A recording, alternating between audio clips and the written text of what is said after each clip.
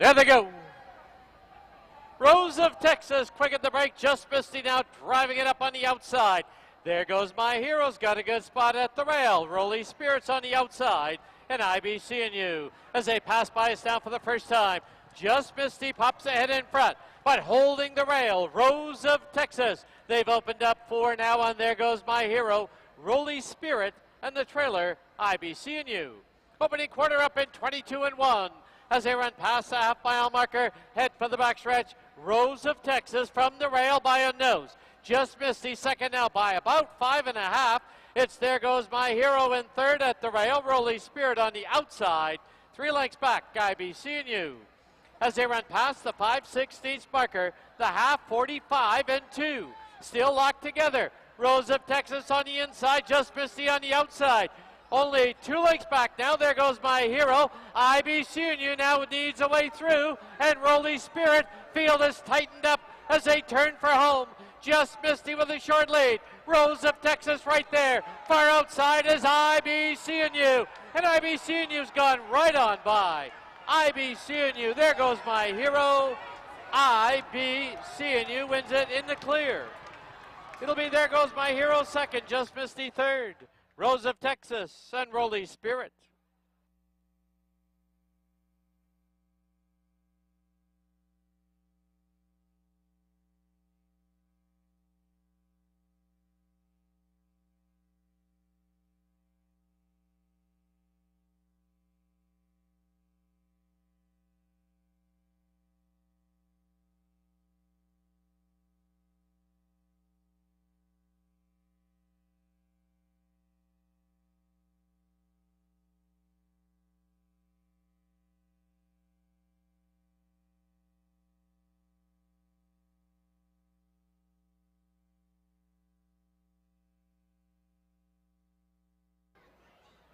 They're off. Hesitating at the start was the 3, Bazinga Karma. Out quickly into the early lead, it's He's a Saint. He'll clear off by 3/4 of a length. Military Cross will take up the chase to his inside, a length back. Then a gap of 3 to the trio. Bazinga Karma has re-rallied into third. To his outside is Andale, and widest of all, Emperor of the North. Opening quarter will come up here in 22-3 as the favorite leads the way. It is He's a Saint by a snug 3/4 of a length over Military Cross. Now angling out to the 3 path. That's Bazinga Karma within a length and a half of the top. 3 more back to Emperor of the North, and Andale has got to Andale. He's got 6 to make up. As the field races up the backside, no change up top. It's still He's a Saint, but the lead is now just a half length. Military Cross, and now launching 3 wide. Bazinga Karma within 2 lengths. Back to Emperor of the North. Andale still trails. Half one up in 46-1 as the field swings for home. It's He's a Saint. He's repelled Military Cross. He's repelled Bazinga Karma. But here comes Emperor of the North. Into the stretch they come. He's a Saint. Emperor of the North up on the outside. Got dead aim. Emperor of the North. He's a Saint. Emperor of the North will rule supreme. He's a Saint will settle for second, third. Bazinga Karma.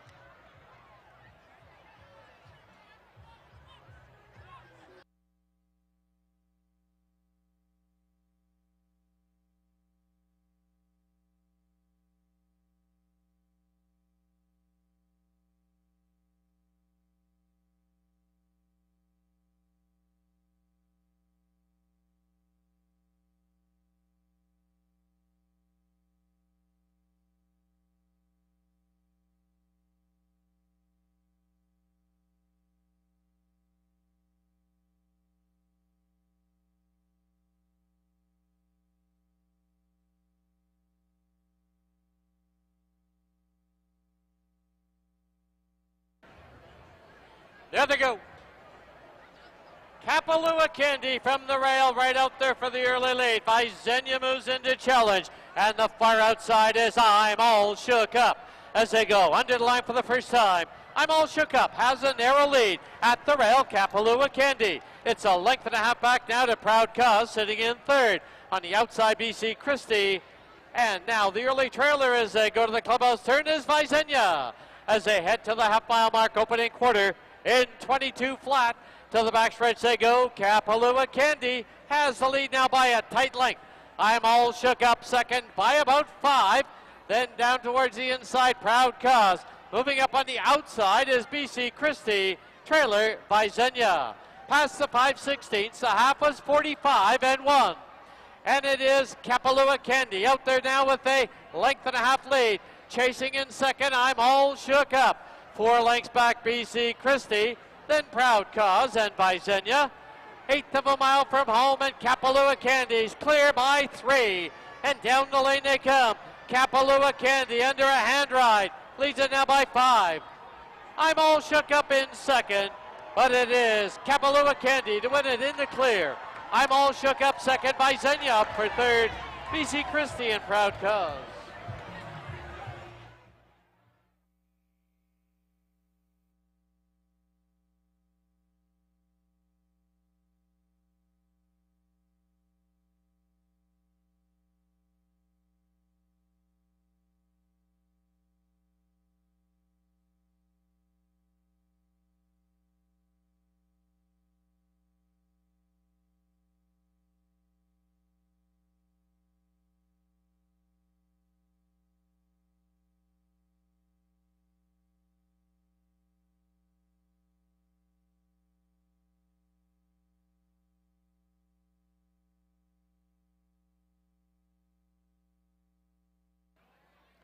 There they go. From the outside, Viva Lavino surfs for position. But now Juan Delita and Ria Mia both move through. As they pass by us now, it is Ria Mia with a short lead, trying to be geared down.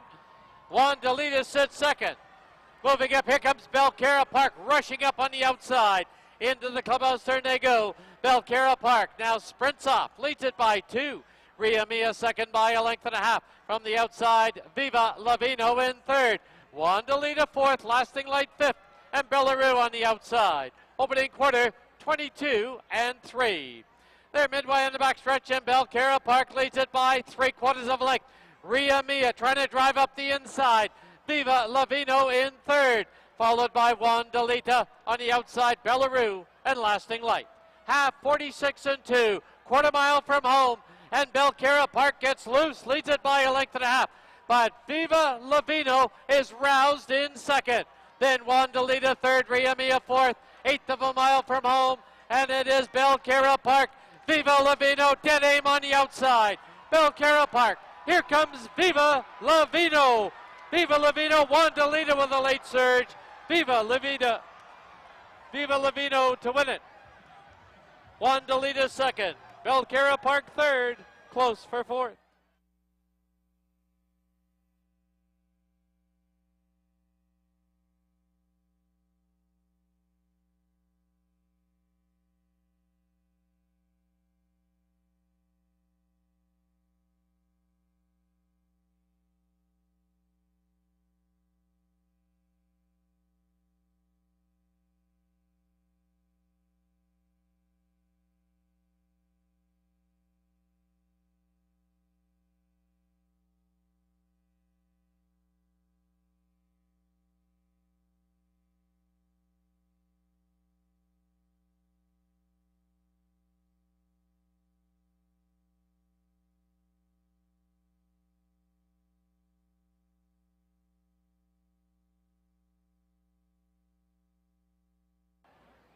There they go.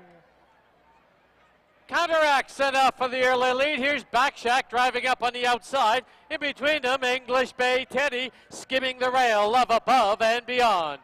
As they go under the line for the first time, Love Above and Beyond leads it by a head.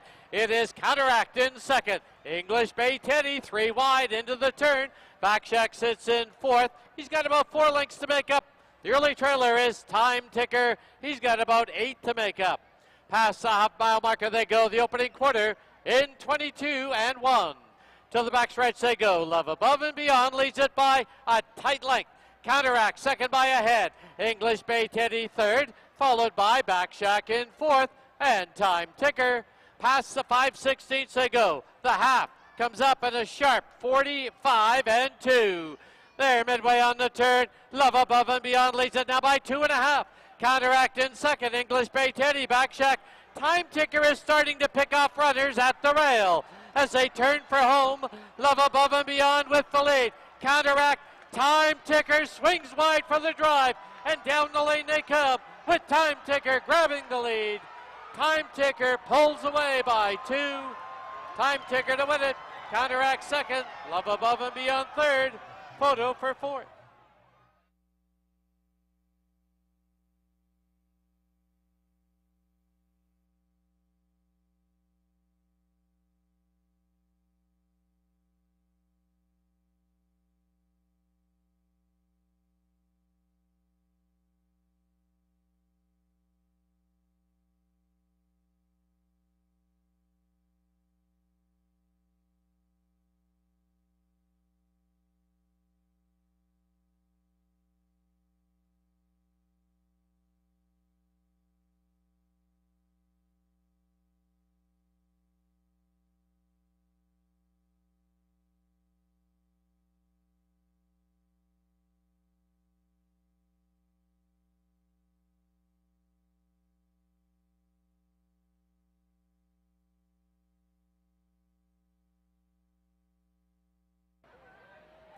There they go.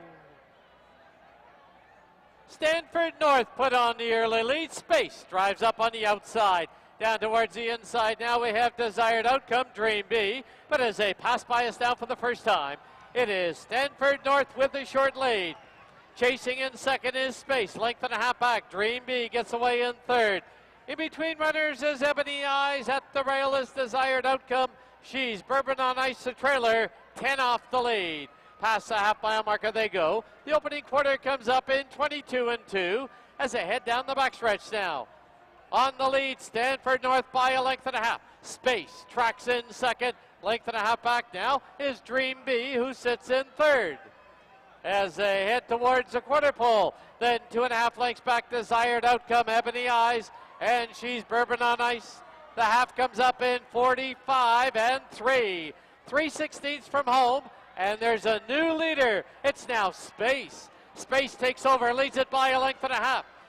Stanford North in second. Coming wide for the drive as they head for home is Desired Outcome. Space leads it by 3.5 inside of 16. Space goes on to win it stylishly by 3.5. Desired Outcome second. Stanford North third. Dream B fourth.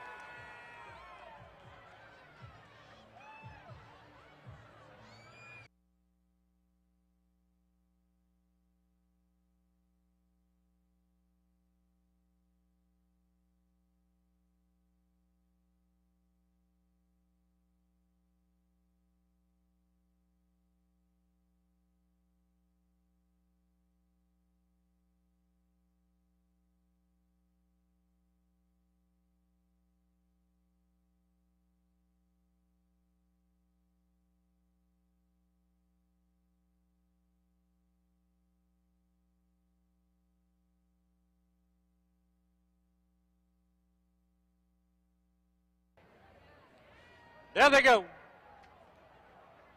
Anima shoots out for the early lead from the far outside. Miss the Hype trying to keep her at bay. Length and a half back, Artistic Jeweler, Racino, and Done That is the early trailer. They're on the turn, and Anima has the lead now by a little over a length. Artistic Jeweler comes to put pressure on. Miss the Hype back pedals into third. Racino in fourth, and Done That fifth. The opening quarter comes up in 24 and 1. That's a moderate tempo as they pass by us now for the first time. Anima from the rail leads it. Artistic Jeweler is shadowing on the outside. 2.5 lengths back is Miss the Hype, and Racino's on her outside. 3 back is Done That. Into the clubhouse turn they go, and Anima shows the way. Artistic Jeweler sitting in second. The half up at 47 and 4. Past the half-mile marker they run, and Anima leads it by a little over a length. Down on, on the outside is Artistic Jeweler. They've opened up 3.5 on Miss the Hype, Racino, and Done That. Past the 3/8 they go, and Anima at the controls. It's Amadeo Perez with a short lead. Artistic Jeweler, 2.5 lengths back. Miss the Hype has now asked for run in third. Racino is fourth, Done That fifth. 6 furlongs and 1:11 and 4. 3/16 from home. And Artistic Jeweler has taken over, leads it by 2.5. Missed. The Hype drives up on the outside. And down the lane they come. Artistic Jeweler missed. The Hype, Panama, and Racino. Deep stretch. It's Artistic Jeweler. Artistic Jeweler will win the nightcap by 4. Missed the Hype second. Anima third. Done that fourth. Racino fifth.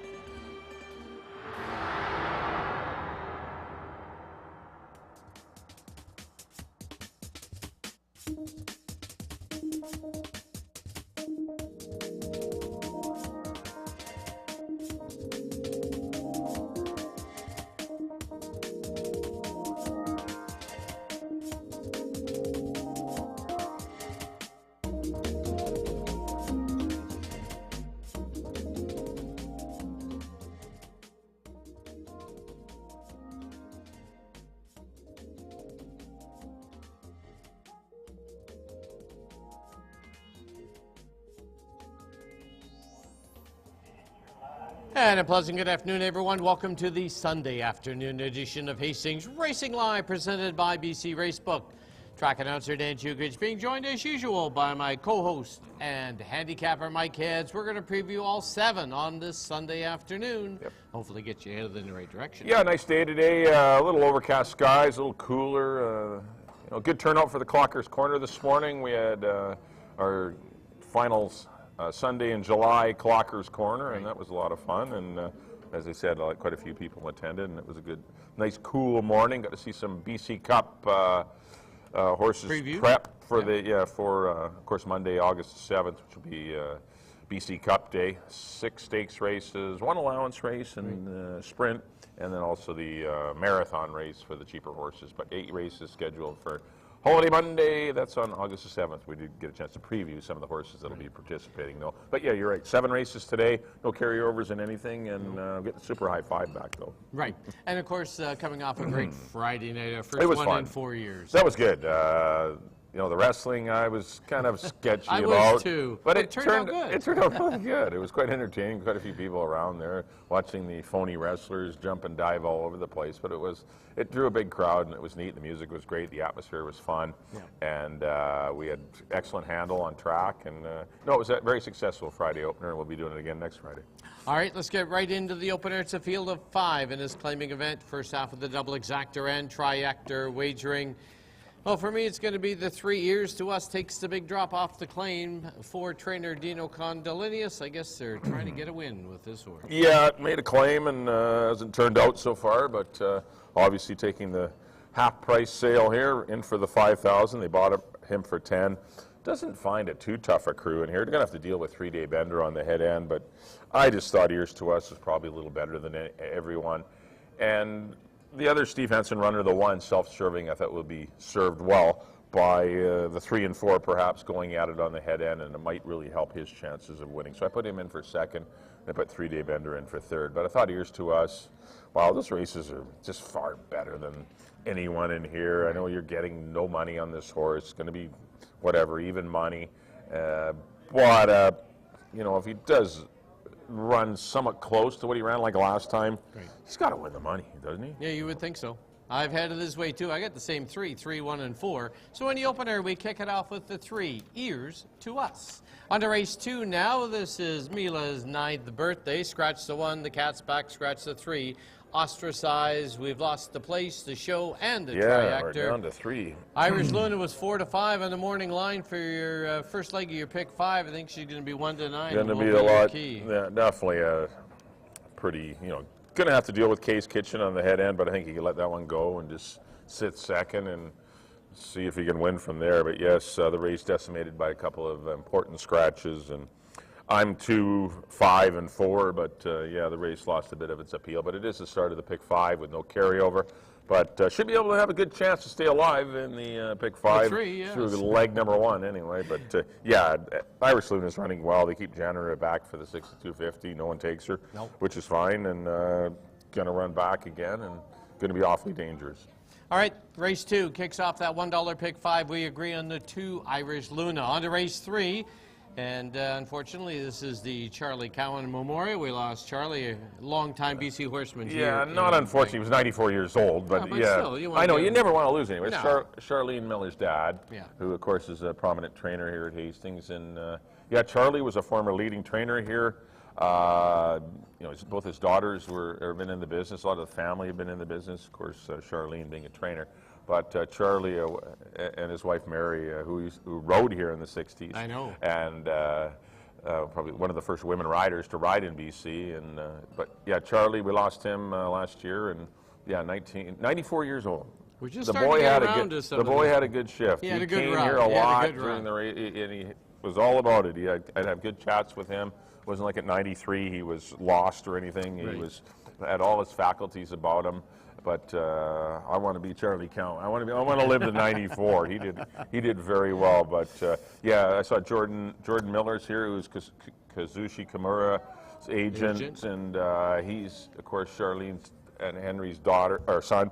And yeah, he's here for the memorial, which is great, coming in from Woodbine. But yeah, celebrating the life of one of our Long time Fawn, standing. and really a Fawn. Everyone liked Charlie. Charlie was a cool guy, and anyone that knew him would have loved Charlie Cowan. But yeah, nice to have a race named in his honor today. All right, the third, it is 4 claimers.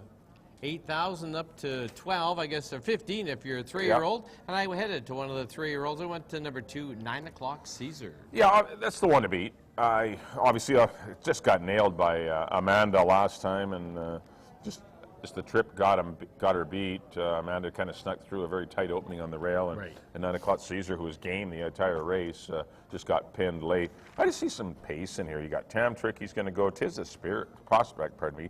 Tis the Prospect is pretty quick. I just thought those 3 horses might light up a pretty good pace, and I put the newcomer number 1, Peace Haven, on top. I'm going to try this one for Pete Milburn. I claimed this one at Golden Gate out of a winning maiden 5 race, going a mile.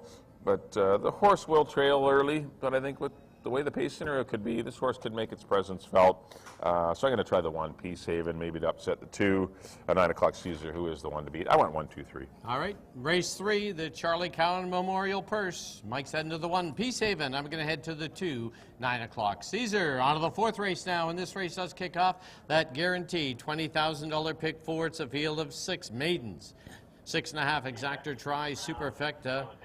Wagering as well. Where'd you go in here? I had a lot of trouble with this race. I settled on the 6 Texas Moonshine. Had a lot of trouble. There's nothing to grab your, to really well, so get your attention in this race, and it's strictly a guess. Yep. I've gone with the 6 Texas Moonshine as well, but I put Kiki Sundancer, who showed absolutely. He didn't show us a whole lot in his first up run, and all I'm gambling is at 25,000. At least the horse is down here for 4 after running for 25 grand claiming. And the same is for Texas Moonshine, who continues to descend the claiming ladder against horses that have been getting beat for 4 and 5,000 here on the bottom. And I put the 1 Memorandum in for 3rd. Even Dapper Dawn interests me. This is just the kind of race that... Dapper Dawn been away for about 3.5 years. And actually the 2 runs this year have been good. The 4th behind 3-Day Bender wasn't bad in 118. Then went long and was 4th behind Mount Loki and Dineros. So, but none of these, there's just nothing to take them all. Really, take them all to kick. No, I don't know at all, but definitely 6, 5, 1, 4. But yeah, no love for anyone. Sorry, you're on your own on this one. I got to take a pass. A pass? Okay, yeah. You're putting in your mulligan. Yeah. All right. Race 4 kicks off the $20,000 guaranteed pick 4. We agree on the 6 Texas Moonshine. On to the 5th race now. Condition claimers. 6 of them, 6.5 exactor try, superfecta, late pick 3 wagering starts here. Talk about a tough race. Same thing here. I went to the 6. Perfect Penny was one of the Steve Henson runners, but I don't know. Yeah, I'm going penalty to Rangers. I think this horse was just caught up with 9 o'clock Caesar last time, 3 wide on a 21 and 4 opening quarter. Right. I don't think there's going to be any 21 and 4s in here. I think penalty to the Rangers gets the lead. If she doesn't get the lead, at least she'll be sitting 2nd at worst. This is a lot easier test for her, going out of a non-3 for 8 into a non-2 for 4. She runs for 7,500, being a 3-year-old. But penalty to Rangers, anything close to that first up run, she must win today. I put the 6-horse Perfect Penny in for 2nd. The Willow Creek Farms and Steve Henson are going good, and this horse is going to win a race real soon. I think it's leading rider.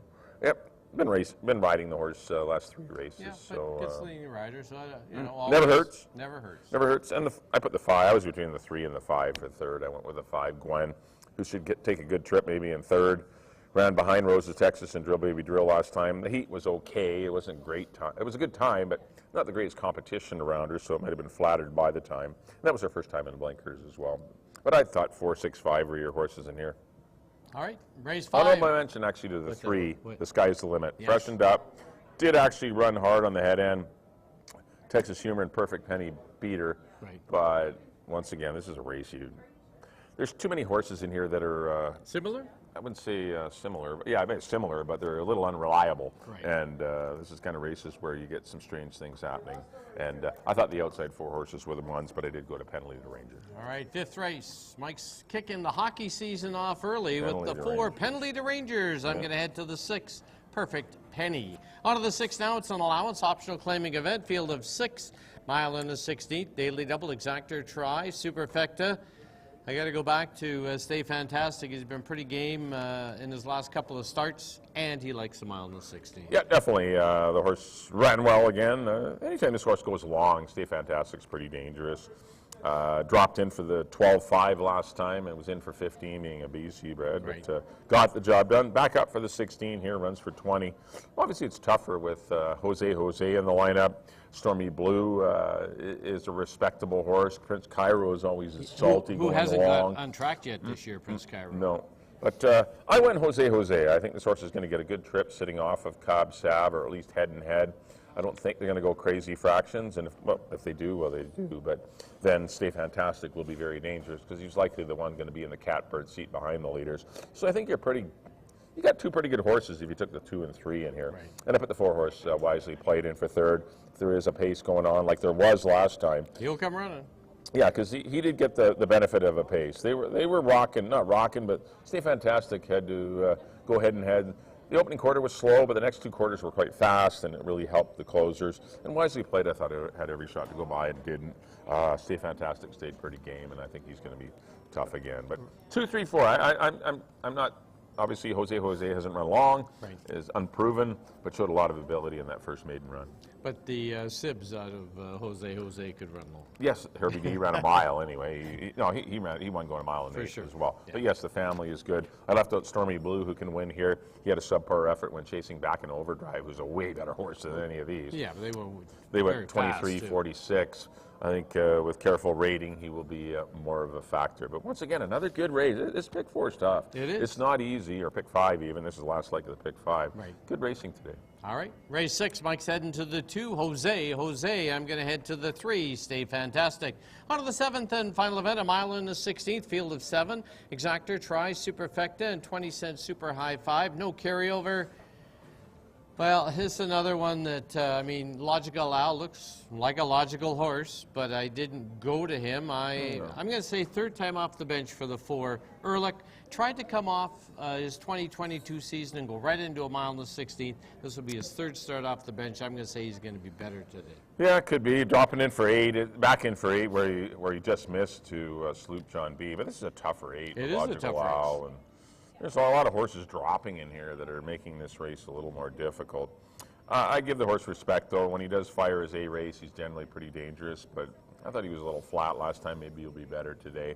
Also was flat was the 2, Logical Al. I just thought he ran okay. He had a good pace to run at and really didn't run on. Like Cab Sav was chased early. Other horses did run on, like Accordingly, who came from off the base. And Sloop John B stayed on well also. I like Logical Al, but I'm not 100% on him. It was just an okay. I know he's dropping. It looks like it is an easier spot, but still, I haven't seen a wow me performance yet. But maybe he'll be a wow me today and win the money. But I put him in the winner's circle. I put Ehrlich's second, and I put the 7. Ask me no questions, who will likely get the lead in here. Right. He just has the one sprint run in which he was in a very tough race that was won by Pursue, Tis Vicious, and I'm Corfu. Those horses are miles better than these horses. And he had a bit of a wide trip in there as well before angling to the rail. But I think he can get the lead in here. Can he go long? I have no idea, but he's got the breeding to go long. He's not a big horse, but I just didn't want to leave out a horse that could get the lead in here with easy fractions, so I went 2, 4, and 7. Well, the interesting part in here is I know they're trying to find a spot, too, for the 6 Better Tone. Brought here last year for the BC Derby, has not panned out, but he's always there or thereabouts. Yeah, he's one of those horses that doesn't have the killer close, and he just kind of grinds out a second or a third. He doesn't possess that boom when you want him to go. He just kind of, not a plotter, but he's got an okay move, and he's been in this spot for a couple of races now. They, obviously not happy with his third behind Broken. They put the blinkers on him. He ran okay. I mean, they did return into a sprint, but that was the Monty race when they went 21-1, 44-4. Crazy. Like that kind of fractions, you got to win the money that day. And he lost to Deputy Stancer. I don't know. He can win. but I Won't be with you. not with me. He's fourth I've been wrong lots. You're wrong every day. But I mean, he's fourth for me in this spot. All right, seventh and final event. Mike's heading to the 2 Logical Owl. I'm going to head to the 4 Ehrlich. That'll wrap up the Sunday afternoon edition of Hastings Racing Live, presented by BC Racebook. Don't forget, live racing continues on our Monday schedule next week. It's Friday night racing live at 7 o'clock, and then we're back on the holiday Monday, BC Day, BC Cup. BC Cup Day, 6 stakes races, 650 granders, that's 300, and then we got 325. Yeah, we'll have close to $350,000 in purses for the Holiday Monday program on August the 7th. Yeah, 6 stakes, 1 good allowance sprint, probably headed by Bold Arch and Cascade Belly, and it'll be a good race, and then a marathon for the lower end horses. Got a 1 3/8 marathon race. And those will be the 8 races on the Holiday Monday. But always a grand day. Yes, it is. But we'll have 6 or 7 races for you next Friday. First race at 7 o'clock. The last Friday was great, and it'll be a lot of fun to have another Friday this upcoming August the 4th. And they say the weather is supposed to hold. Yeah, no, it's supposed to be nice. I mean, today, I hope it holds like today. This is beautiful. Nice and it's not brutally hot. It's just nice, and it'll be a good day for the horses today. All right, as we leave you, here's a complete look at our selections for today's card till Friday night. Good luck, everyone. Have a good day, everybody.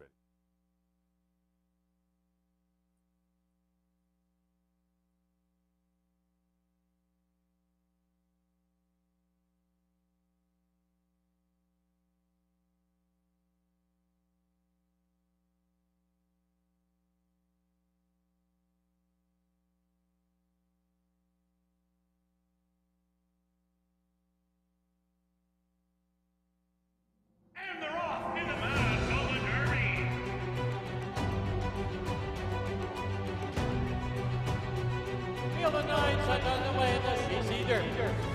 And they're off in the Canadian Derby. Red Rods will take the Manitoba Derby. And Walcott takes the lead with Great Escape.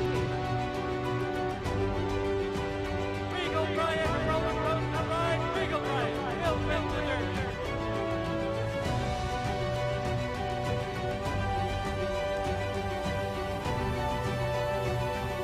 And Great Escape winning the Canadian Derby.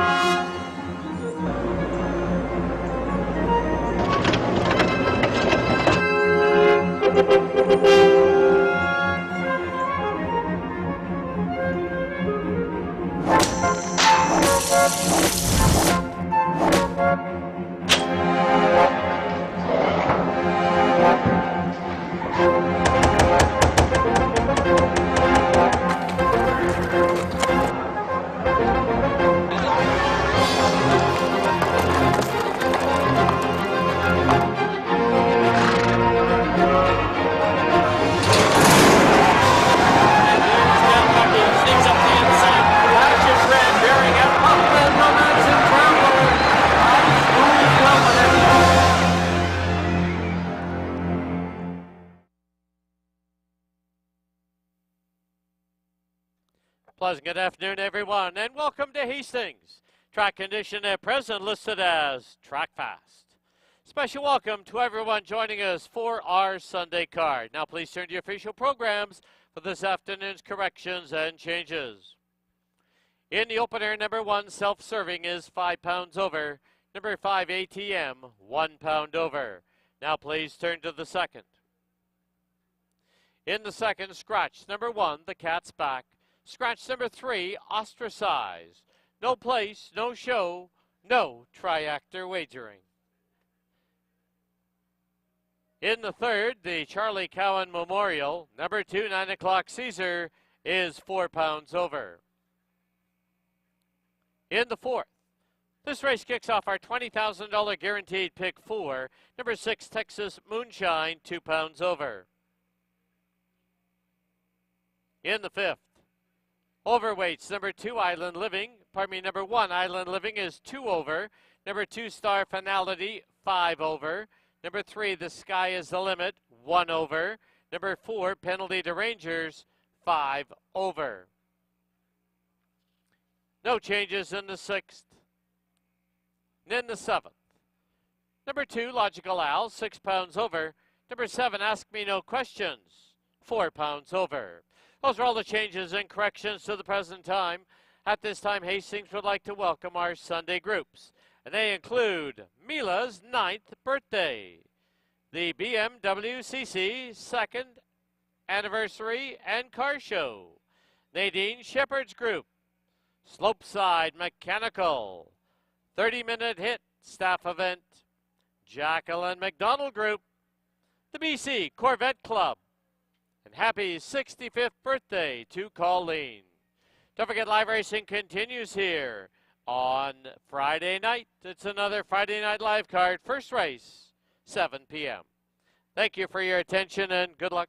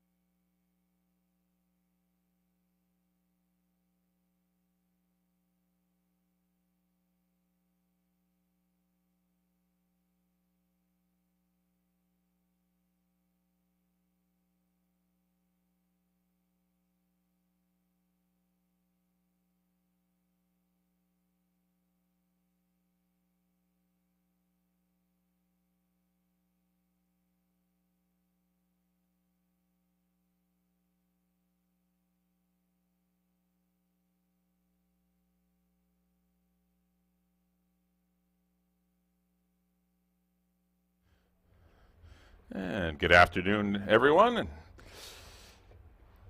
thanks for joining us here at Hastings, paddock side, and those of you on along simulcast land watching at various points of the globe on our simulcast network.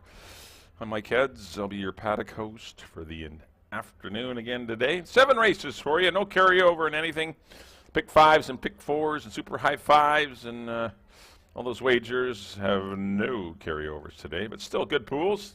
There's the slate with the $20,000 guaranteed pick 4 payout pool, which starts in race number 4.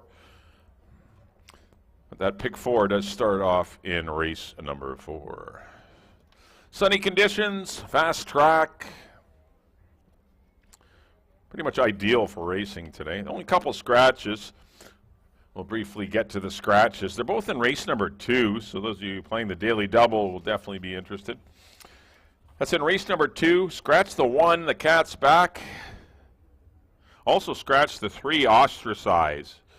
So in race number 2, scratch the 1 and the 3. That'll leave a field of 3, so we lose the show betting, triactor. You still have the pick 5 to wager on, though. So lost a few wagers, but those are the only 2 scratches. Unfortunately, came in the same race, which was a small field. Field of 5 to kick things off. They're $4,000 non-2 lifetime. They're going to go 6.5 furlongs. As I mentioned, this is the first half of your early daily double. We also have exactor, triactor, as well as your win, play, show bets. As we look at number 1, here is Self-Serving. Kind of a flat performance last time. I'm pretty sure he's better than that. A little far back. Here's a horse that went wire to wire in his debut, albeit it in 23-4, 48-2. But second time out was a fast closing 4th. The Barney Google and Deputy's Dancer, which are far tougher horses than what he's racing against today. Then he was off a month, and once again got far back. The fractions weren't fast. 22-3, 46-4 were slow. The front runners, 3-Day Bender and Remember the Alamo, dominated in that one. He was only able to rescue 4th money. There is speed in here, perhaps, with the 3 Ears to Us and the 4 3-Day Bender. So if those 2 kind of lock up on the head end, perhaps that's the recipe he needs to be a winner. And maybe you can cash in at 9-2 on the 1 horse, Self-Serving. Definitely a good chance for him if that happens. Antonio Reyes re-rides for Steve Henson and the Willow Creek Farms. Definitely a good hope today if the pace scenario favors him. Number 2 will be Champiosa.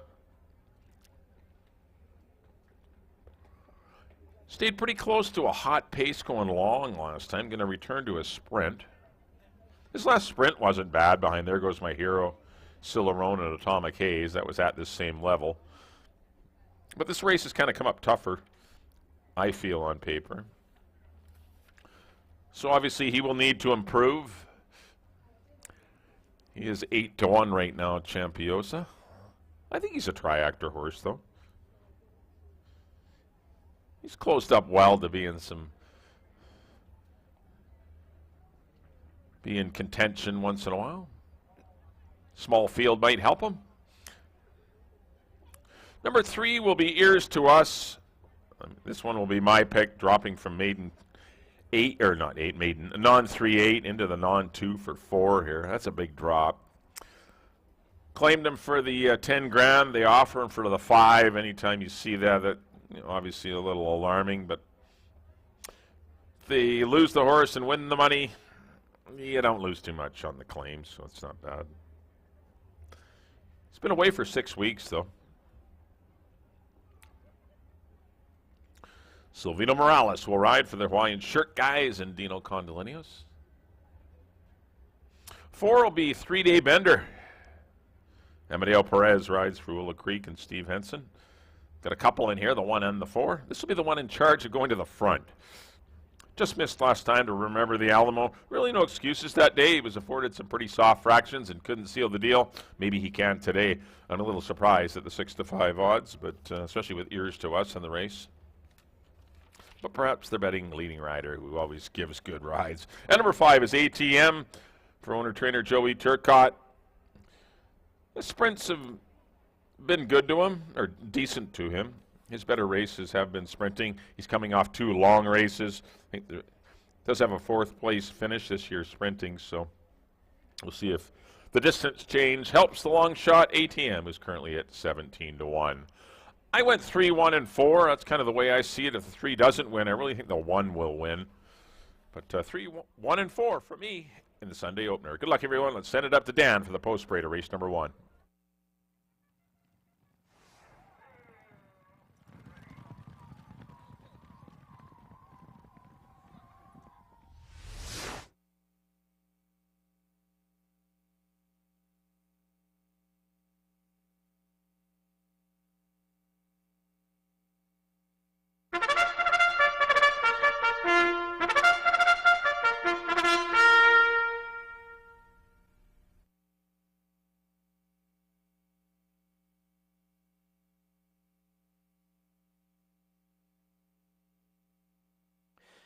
The horses on the track at Hastings for the opener. Field of 5, they're going to go 6 1/2 furlongs. First half of the daily double, exactor and triactor wagering. Post time in 7 minutes. Just a reminder to our on-track guests that Variety, the children's charity, is on hand with us today selling 50/50 tickets. Watch for the volunteers or stop by the blue tent at the winner's enclosure.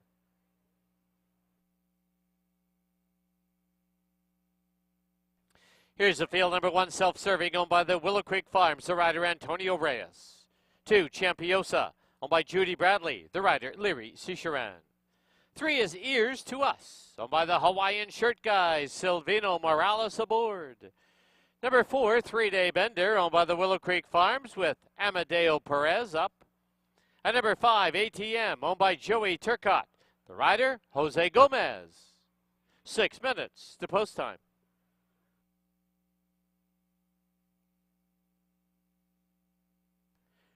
All right, let's kick off today's Sunday card by going down to the paddock and Bailey Williams. Thank you, Dan. We are just 5 minutes away from the opener here on a beautiful Sunday afternoon. Current favorite on the toe board, and my top selection in here is the Ears to Us, number 3. He's on the drop here. First start since the claim. My only concern is it's quite warm out, and he was a little bit washed out jogging by here on post parade. Hopefully he hasn't used too much of that energy prior to the race. He does have the bubble on the inside eye blinker. Number 1, self-serving. Missed the break last time and was settled quite a ways out of the race. If he's able to get engaged earlier and a little closer like he was when he broke his maiden, I think he will definitely be a horse to consider in here as well. And rounding out my top 3 is the other Willow Creek Steve Henson trainee, and that is number 4, 3-Day Bender. Last time out, this horse showed a lot of speed. I was not expecting it that day. However, looking at today's program, and the best way for him to be successful will be to lay close off of number 3, Ears to Us. I went 3, 1, 4 here in race number 1. You have 4 minutes to make your wagers. Get them in early, and best of luck.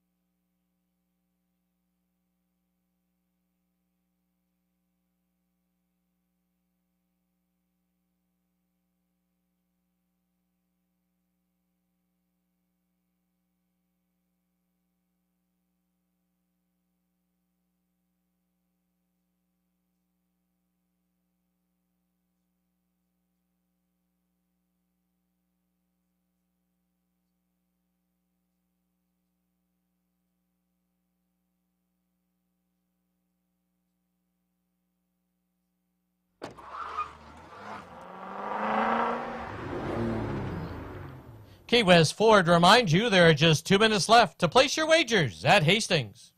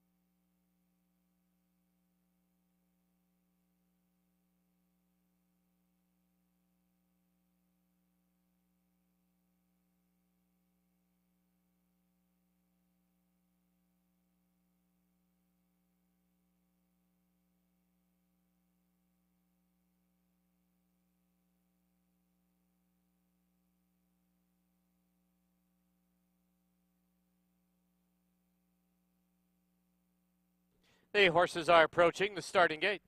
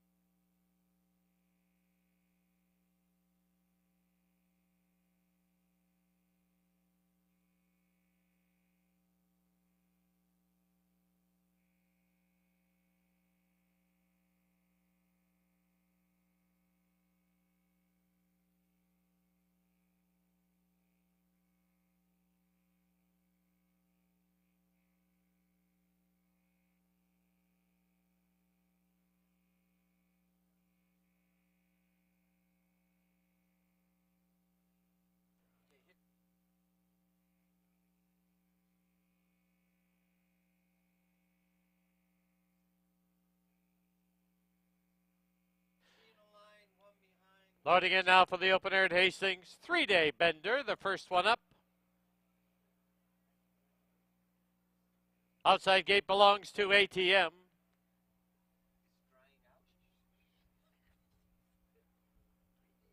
Here's to Us comes up. Inside slot for self-serving. Still working with ATM. Champiosa, the last one up.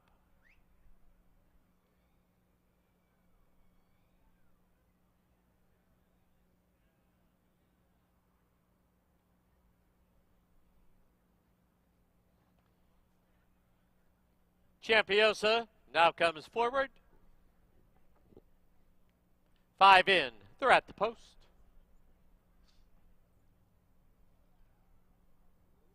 Three-day bender, a little fractious.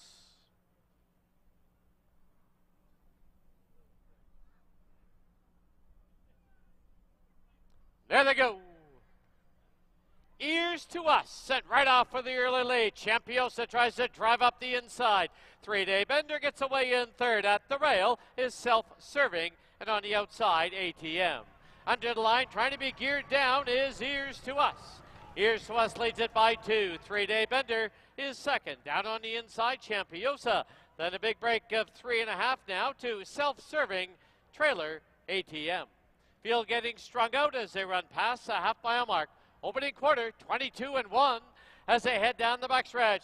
Ears to Us is clear now by 3.5. Three-day bender is asked to keep up in second. They've opened up 4 now on Champiosa, who sits in third. 2.5 lengths back, self-serving, and about 5 to ATM. Past the quarter pole they go, the half, 45-1. And Ears to Us is clear out there now by about 7 or 8. Three-day bender now being overtaken by self-serving Champiosa and ATM.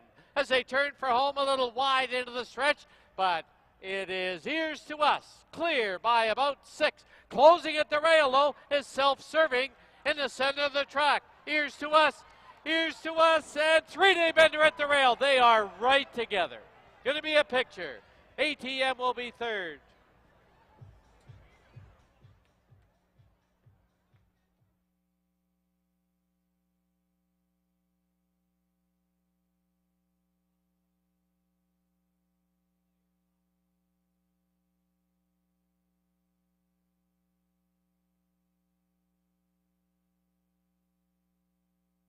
The photo sign is on the board between the 1 self-serving and the 3 Ears to Us.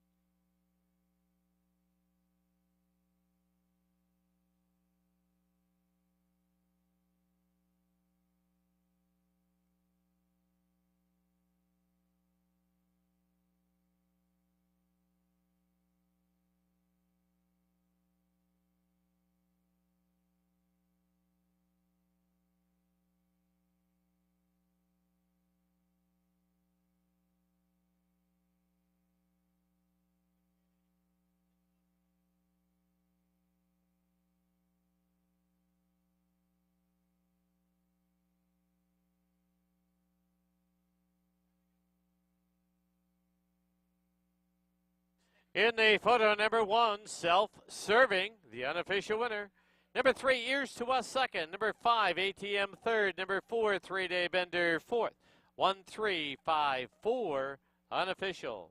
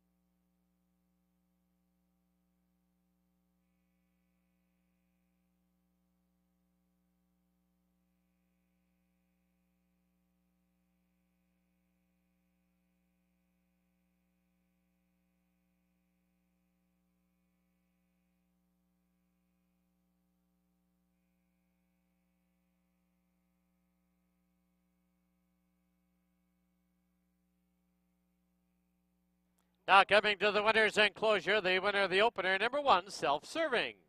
Owned by the Willow Creek Farms, trained by Steve Henson, assisted by Robbie Henson. Winning rider is Antonio Reyes. Self-Serving is a 3-year-old gelding by Storm Victory out of Leading Lady. Bred in BC by Swashbuckler Thoroughbreds.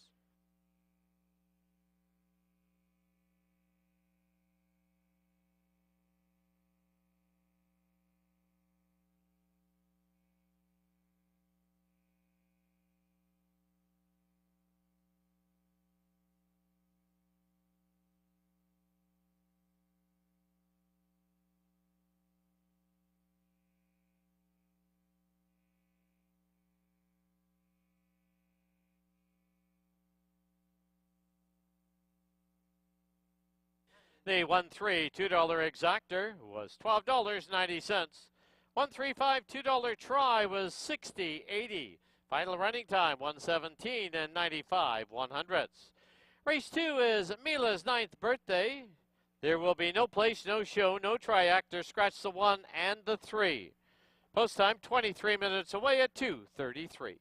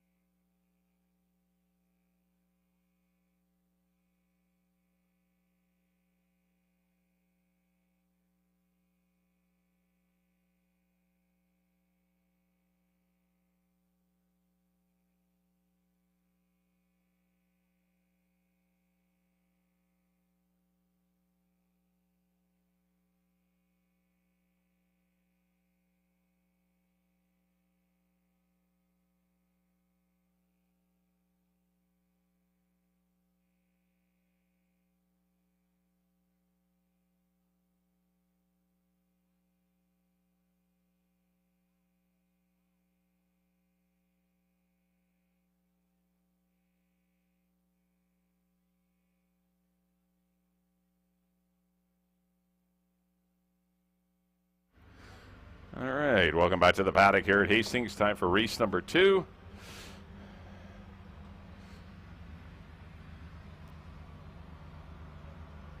Got to feel the 3. Yeah, we've had to scratch the 1 and the 3. Number 1, Cat's Back, and number 3, Ostracized, are both out. Those are the only scratches currently on the card. Kicking off the pick 5 here. I know we got the pick 4 banner on there, but here's the pick 5 kicking off now. Races 2 through 6. No guarantee on the pick 5, but as you see on screen, $20,000 guaranteed pick 4 pool. Going to try and drive it into your head. There's 20 grand in the pick 4 pool. I think everyone knows. Good sequence today, too, in the pick 4. It'd be fun. But a good sequence also in the pick 5, which starts now. As we look at number 2, here is Irish Luna.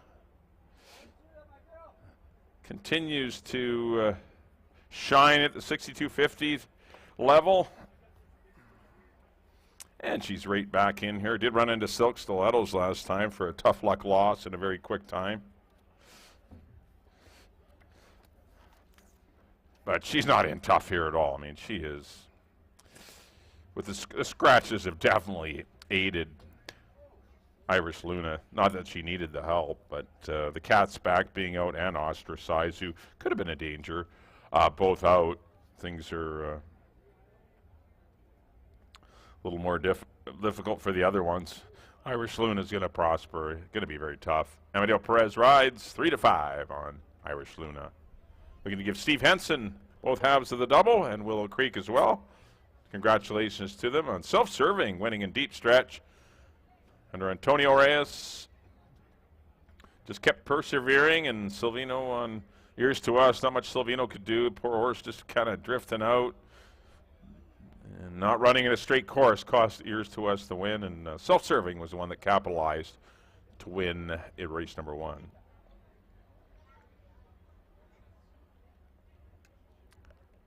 Number 4 will be Kay's Kitchen.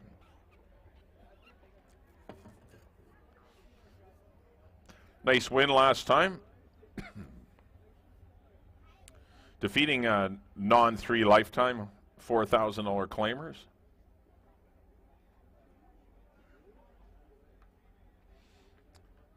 Never seemed to win her that day. She was always, it seemed like she was always struggling, and then all of a sudden she kicked it into gear, and Just Misty got a little weary, and Case Kitchen was flying at the end. She's run some big races against way better horses. If she puts it all together today, she's going to be tough to beat as well. But Mono 16th's a new gig for her. That's the whole key with her, is the mile and the 16th. Can she get the lead off of Irish Luna? Because I don't think Irish Luna is going to give it up. Amadeo usually sends this horse to the front.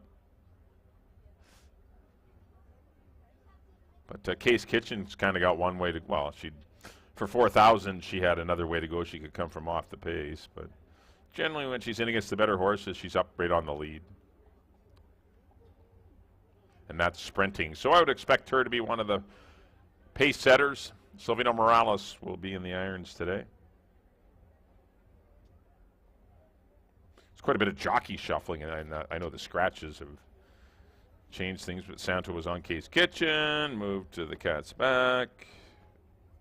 Morales was on Ostracized, obviously scratch, so Morales ends up on Case Kitchen. 9-5 on Case Kitchen. And number 5 will be Zeta Marie. I don't know what happened last time. She just threw in one of those, wow, what happened kind of races, because her first 3 runs this year were so good. Winning first time out over a very good quality command. Running 3rd behind Bellaroo in the Cat's Back. Sprinting. Went long, ran 2nd. Irish Luna beaten 2.5 lengths in 144 flat. Like, she's in good form and going well. And last time, she just laid an egg and just, for some reason, just wasn't herself. But her best race, she's going to scare somebody in here. If the 2 and 4 kind of get a little over-involved early, and with the lack of any other horses in the race, Zeta Marie's going to get a good trip in behind them. She's got a good late kick when she's on her game. Obviously, she wasn't last time, but I'm going to forgive her for that. She's definitely better than that. And 7-2 is a good price on her. I would take 2 and 5 here as we do kick off the pick 5. I think with the scratches, that's 2 and 5 would be the runners I would want to have in the pick 5.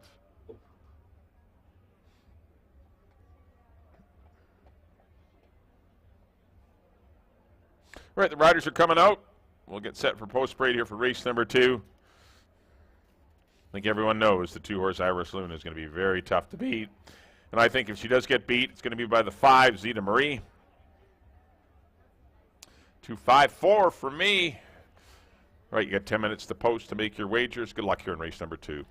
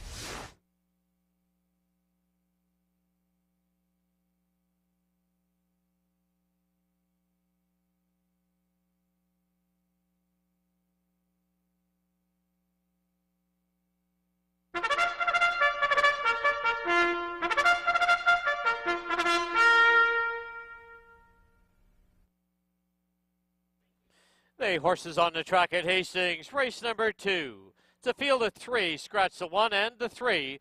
They're going to go 1 mile and a 16th. Please note there is no triactor, no place, no show wagering. Post time in 7 minutes.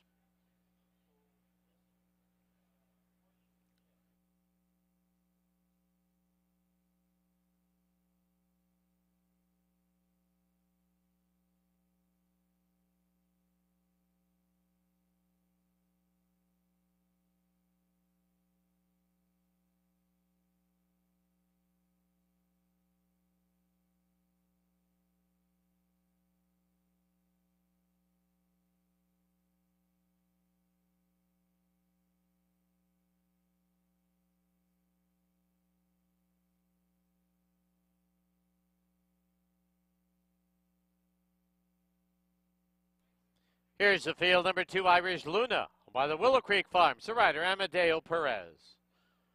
4, Kay's Kitchen, owned by the Todd Mountain Thoroughbreds with Silvino Morales. And number 5, Zeta Marie, owned by Gary Johnson, Pumpkin, and Charlie Stables. The rider's apprentice, Fraser Abley. 6 minutes to post time.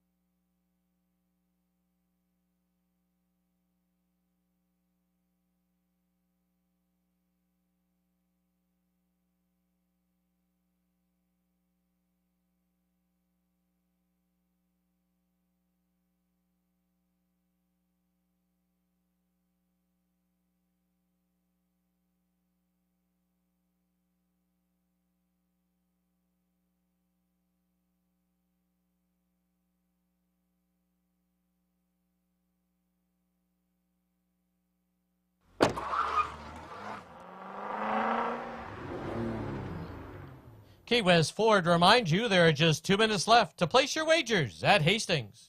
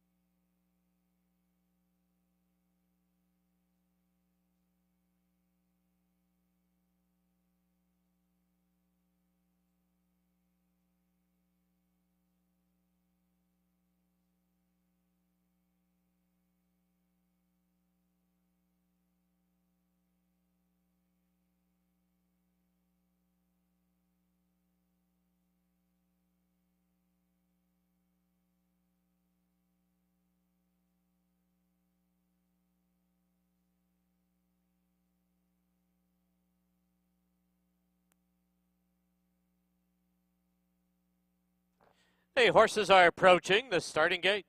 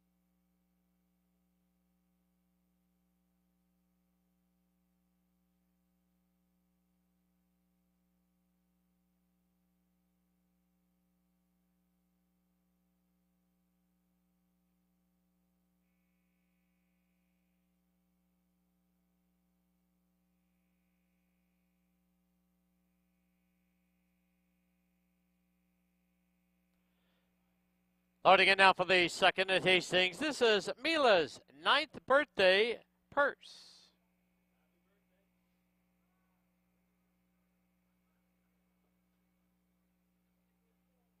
Irish Luna, the first one up, followed by Kay's Kitchen and Zeta Marie.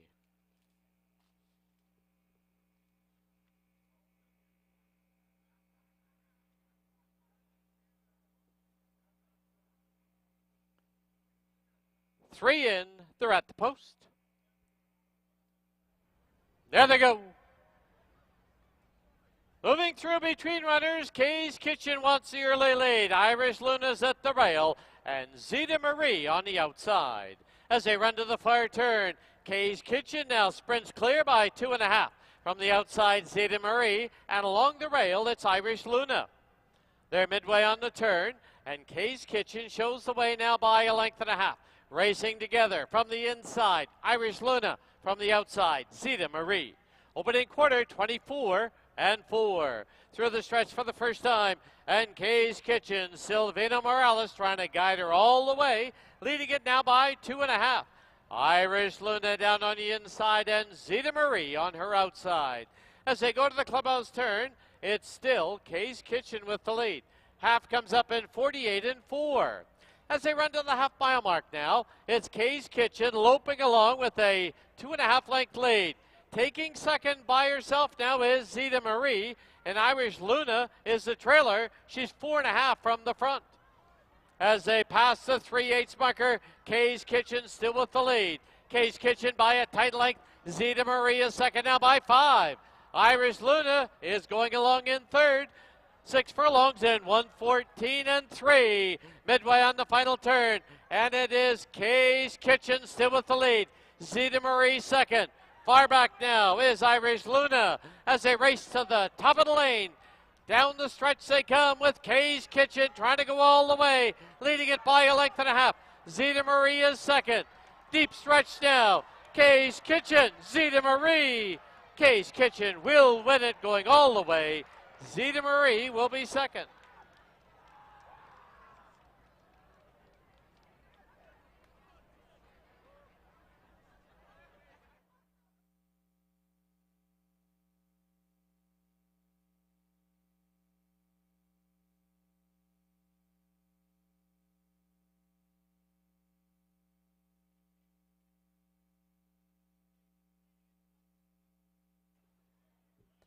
On the board, the unofficial winner of the second, number 4, Kay's Kitchen. Number 5, Zeta Marie second. 4-5 on the board.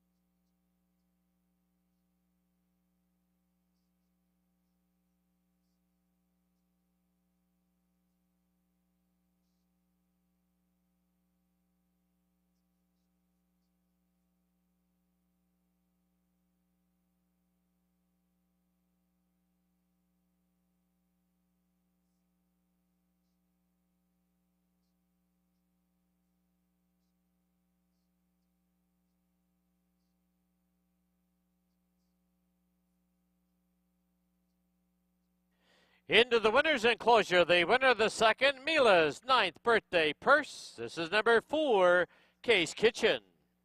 She's owned by the Todd Mountain Thoroughbreds, trained by Edgar Mendoza, assisted by Christina Mann.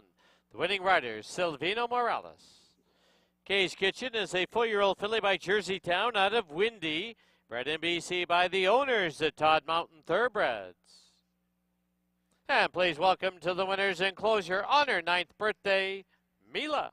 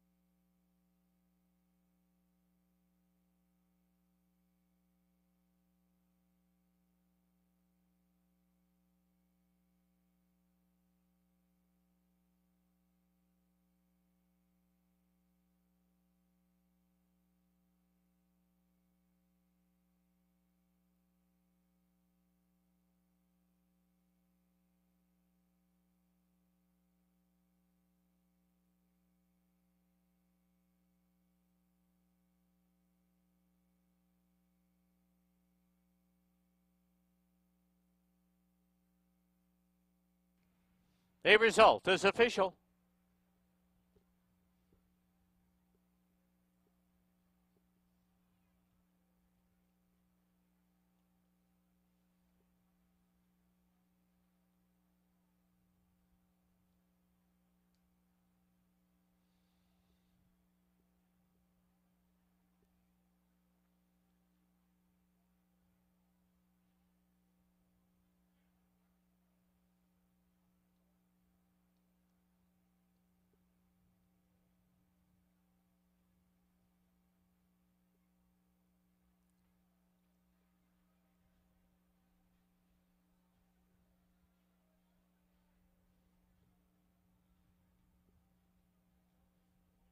A 4-5, $2 exactor was $15.90. Daily double of 1 and 4 returned $47.10.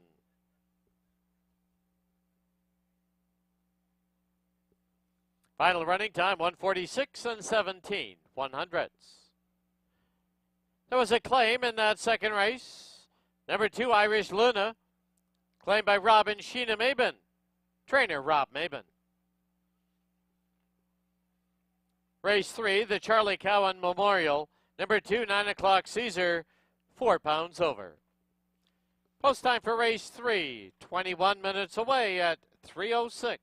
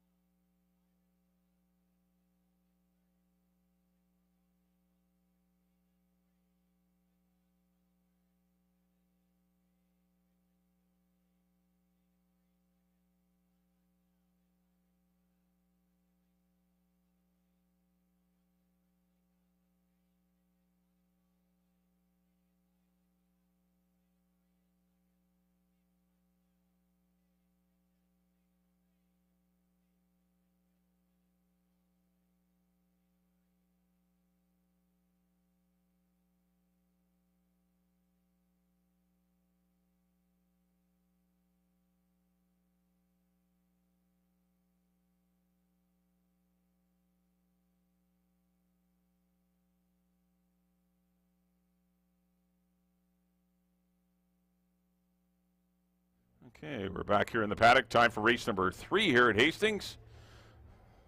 This third race is kick off the early pick 3 on races 3, 4, and 5. We also have exacted triactor, as well as your win place show wagers. This is the Charlie Cowan Memorial, named for the former leading trainer here at Hastings one year.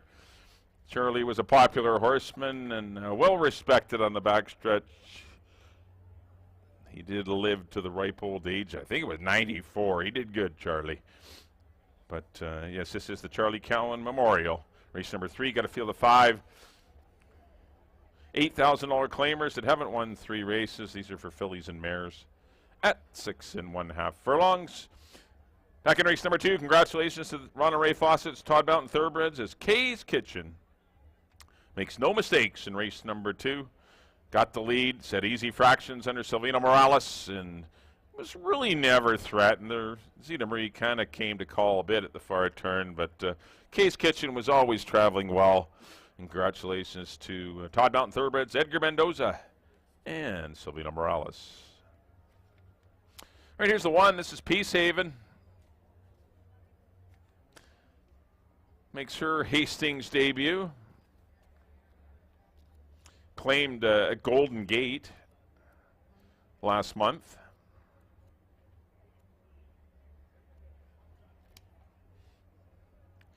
Been here for a couple of 104 and change works, nothing too flashy in the mornings.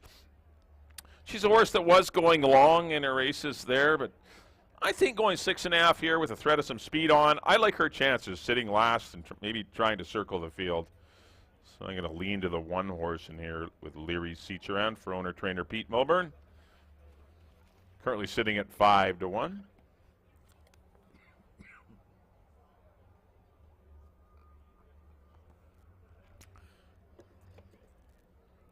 Don't mind that price at all.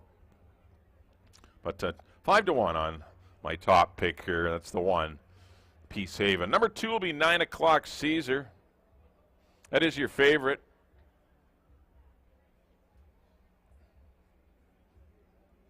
Just got beat at this level last time by Amanda. That was a couple of weeks back. She ran a game race, 21 4. Got a pretty good breather through the half and 45 4, but she was very stubborn throughout. Gets Amadeo Perez now. There is other speed in the race, but she's the horse to beat. I don't not like her in here. I obviously think she is the horse to beat. I just thought the 1 possessed a little more value with Peace Haven. Currently it's 6 1, but 9 o'clock Caesar is the horse to beat.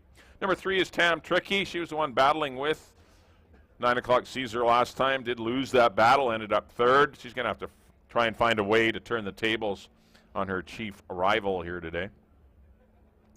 4 is Tis the Prospect for Roger Snow. Had a nice winner yesterday with Space in our feature race Friday night. But number 4, Tis the Prospect. There she is. Comes up from Turf Paradise. This 1 work in Emerald. Couple there here at Hastings. She's got a lot of speed. Look for apprentice Fraser Abley to put her on the lead or near the lead. She is one of the reasons why I did go to the 1 horse Peace Haven, because I think she'll ensure that no one gets away cheap on the head end in this one. And number 5 will be Texas Humor. She always shows, she seldom runs a clunker. She always gives it a good, honest effort.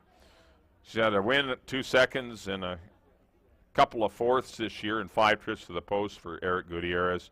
Does a very good job with her. And Silvino Morales will be the pilot on the daughter of Texas Wildcatter. I went 1, 2, 3. If anyone beats the 2, I just think it'll be the 1, Peace Haven. Good luck, everyone, here in race 3.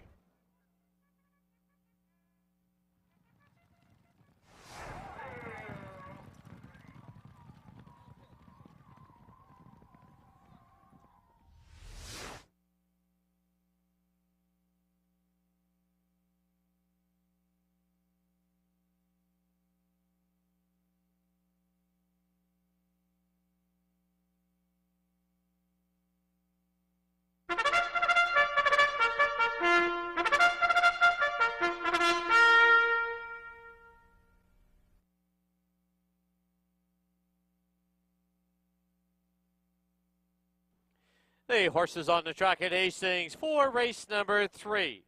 Field of 5 to go 6 1/2 furlongs. Exactor, Triactor, and pick 3 wagering. Post time in 7 minutes.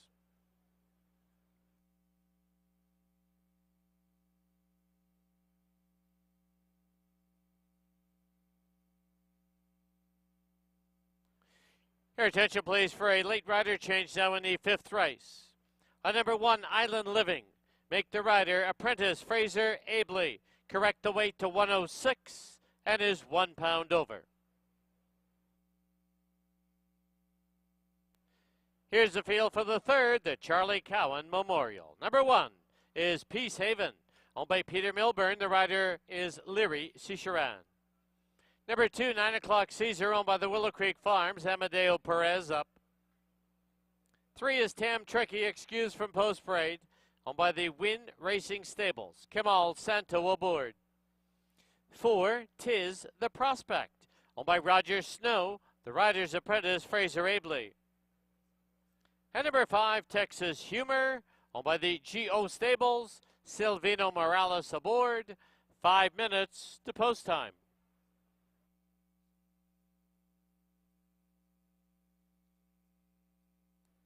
Once again, just a reminder, on hand with us today is Variety, the children's charity. They are selling 50-50 tickets. Watch for the volunteers throughout the grounds or stop by the blue tent outside the winner's enclosure.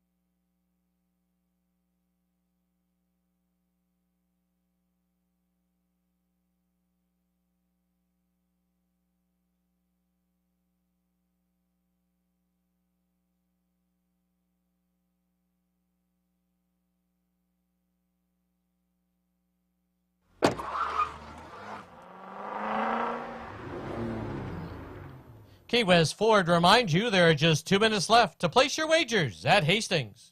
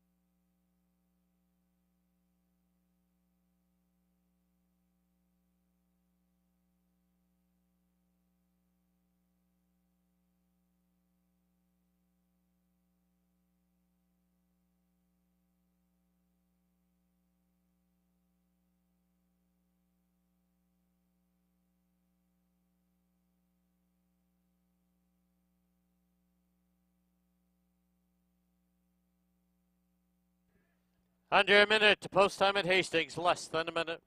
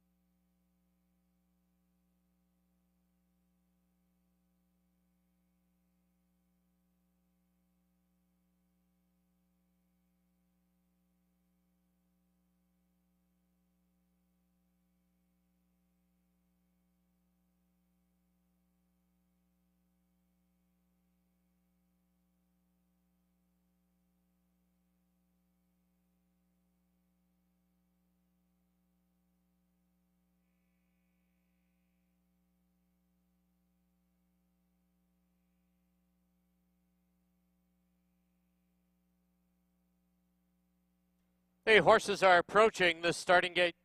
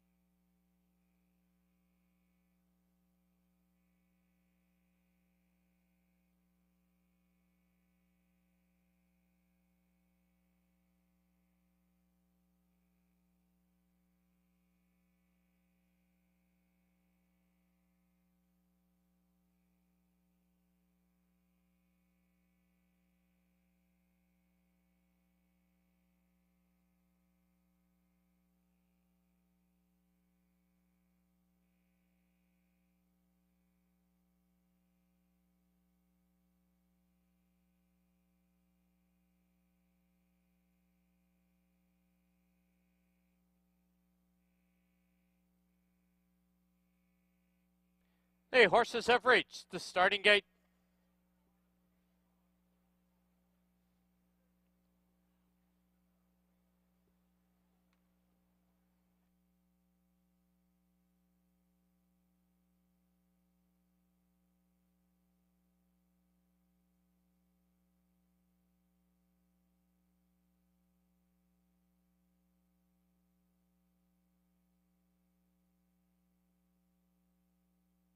Loading in now for the third, the Charlie Cowan Memorial. 5 in, they're at the post. There they go.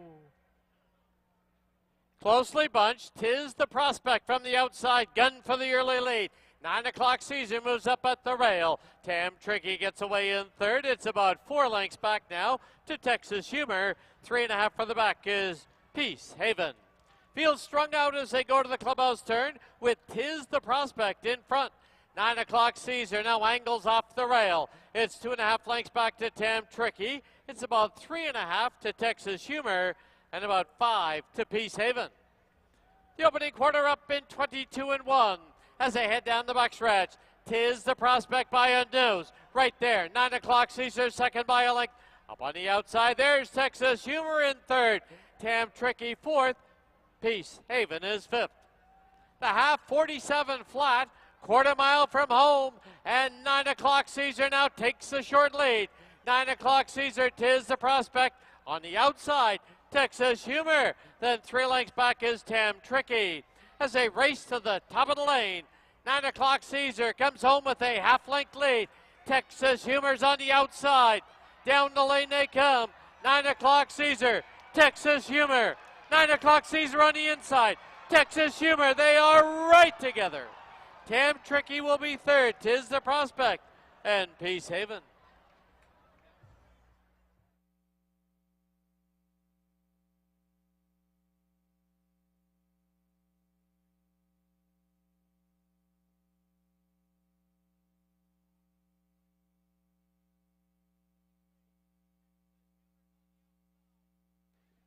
The photo sign has been posted. Please hold all tickets.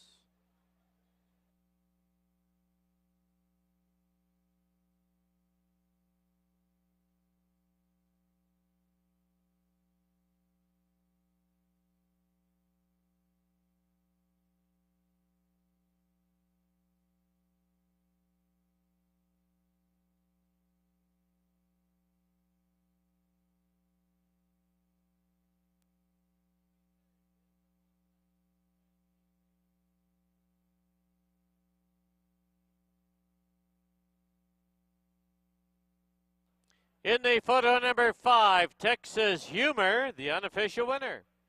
Number 2, 9 o'clock Caesar, second. Number 3, Tam Tricky, third. Number 4, Tis the Prospect, fourth. 5, 2, 3, 4.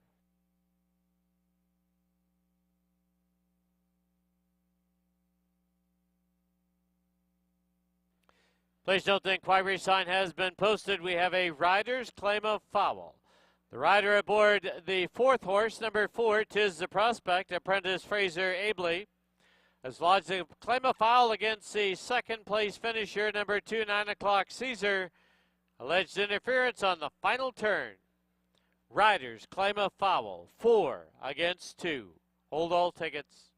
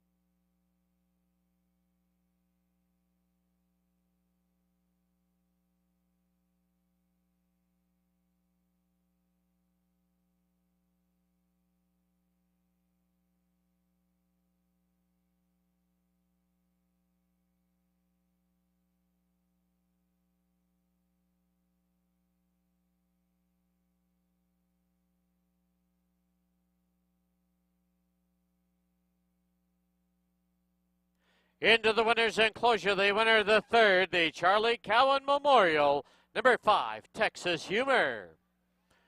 She's owned by the G.O. Stables, trained by Eric Gutierrez, the winning rider, Silvino Morales. Texas Humor is a 4-year-old filly by Texas Wildcatter out of Lost Humor, bred in BC by Ole Nielsen. Once again, today's 3rd race, the Charlie Cowan Memorial, In the winner's enclosure, to celebrate his life, family, and friends of the late Charlie Cowan, a longtime BC horseman.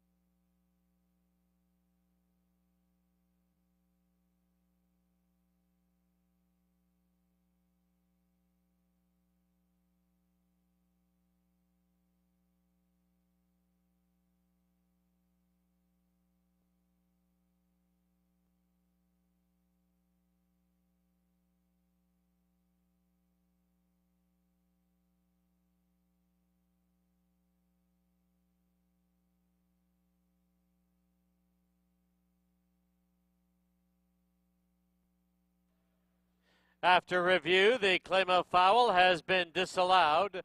5-2, 3-4 on the board.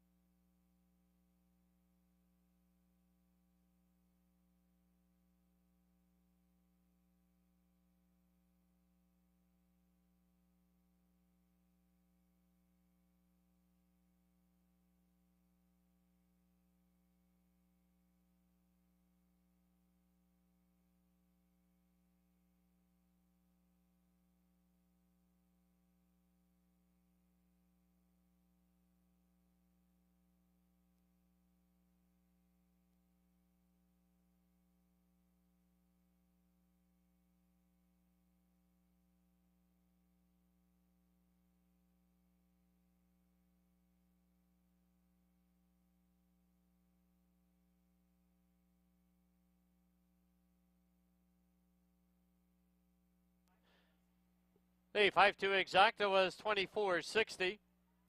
5-2-3 $2 try, $47.60. Final running time 1:18 and 91 hundredths. In the fourth, the start of our guaranteed $20,000 pick 4, number 6 Texas Moonshine, 2 pounds over. Post time for the fourth, 16 minutes away at 3:39.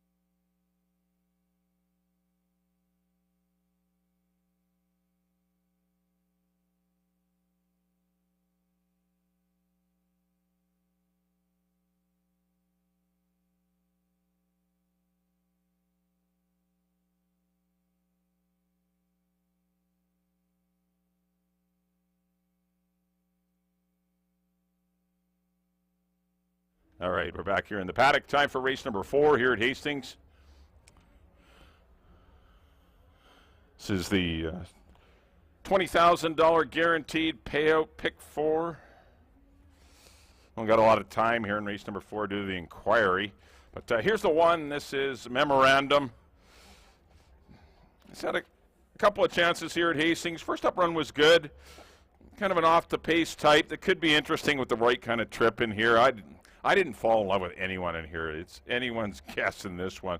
There's not really one in here you can solidly back with confidence. So you like something about your horse, about a particular horse, a favorite number, whatever, take it and bet it because it could certainly win.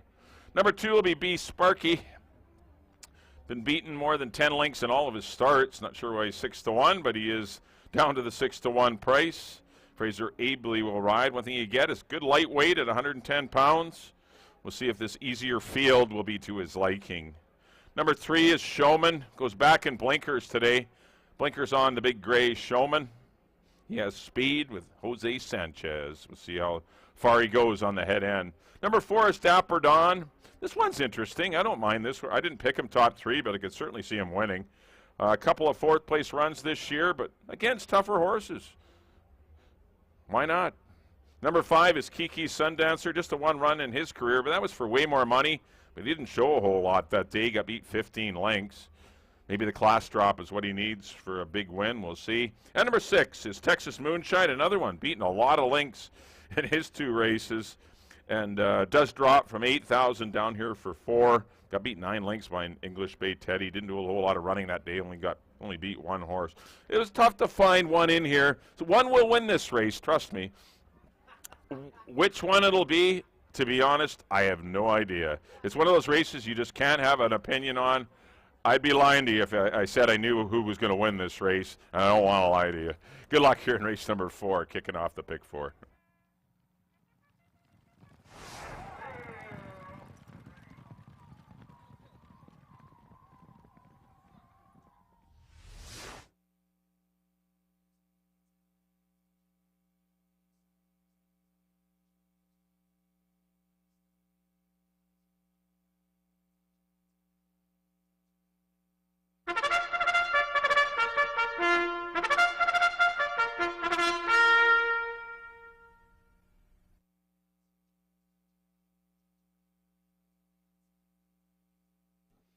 The horses on the track at Hastings. Race number 4, it's a field of 6. They're going to go 6 1/2 furlongs. This race does kick off our 20-cent, $20,000 guaranteed pick 4. Post time in 7 minutes.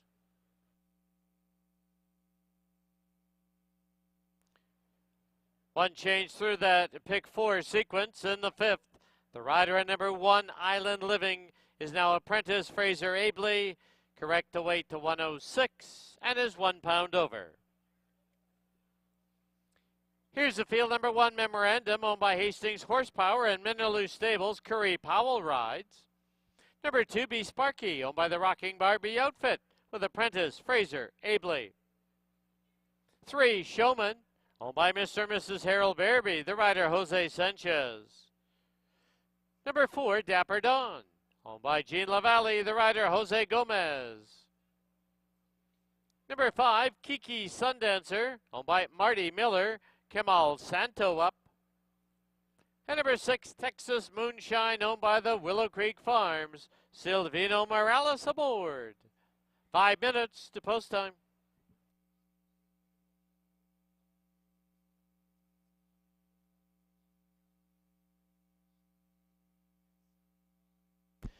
All right, time for the pick 4 here at Hastings, sponsored by TwinSpires.com for Sunday, July 30th. Here's a look at our selections. I've got 5 and 6 with 4-6 with 2-3-4-6 with 2-4-6 for 480. Mike's gone deep in the opener. He's gone 1-5-6, keying off the 4 in race 5, penalty to Rangers. Then he's gone deep with 2-3-4-6 and 2-4-6-7 for 960. That is a pick 4 here at Hastings, guaranteed at 20 grand, sponsored by TwinSpires.com for Sunday, July 30th.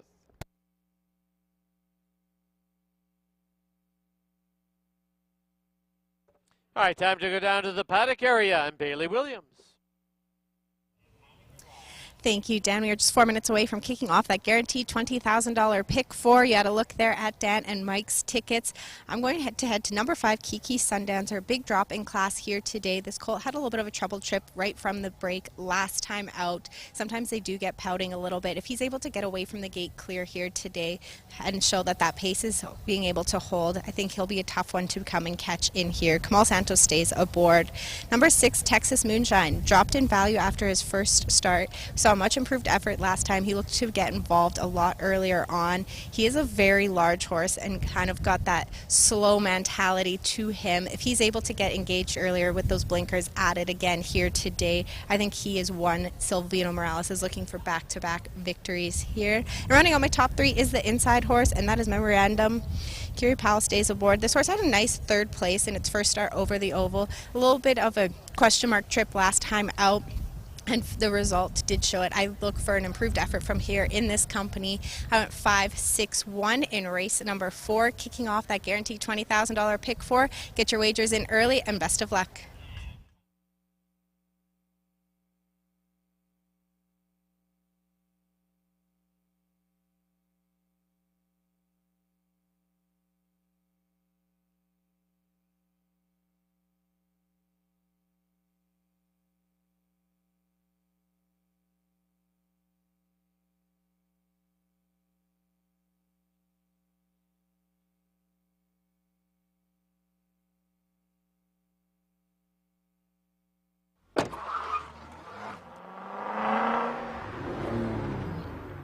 Key West Ford reminds you there are just 2 minutes left to place your wagers at Hastings.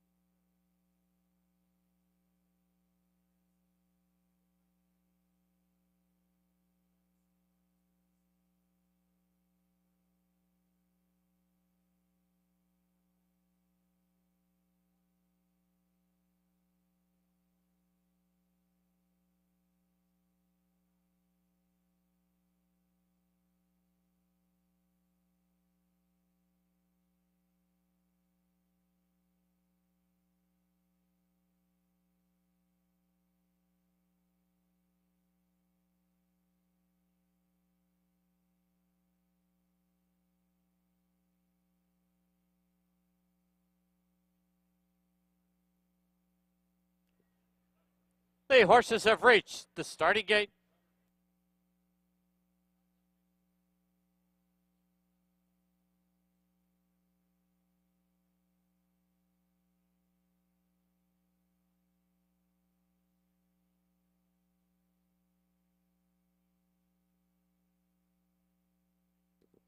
The horses have reached the starting gate. Final chance to get involved in the $20,000 guaranteed pick 4.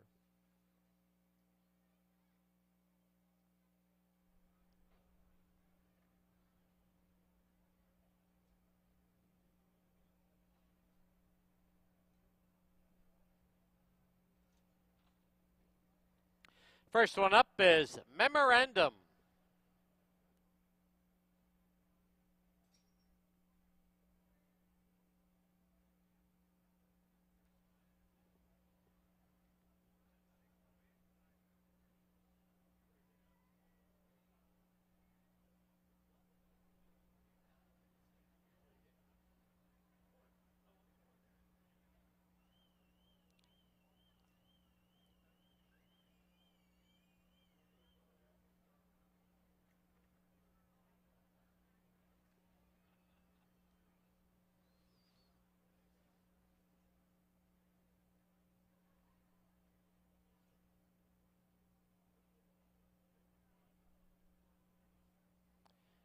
Memorandum now in.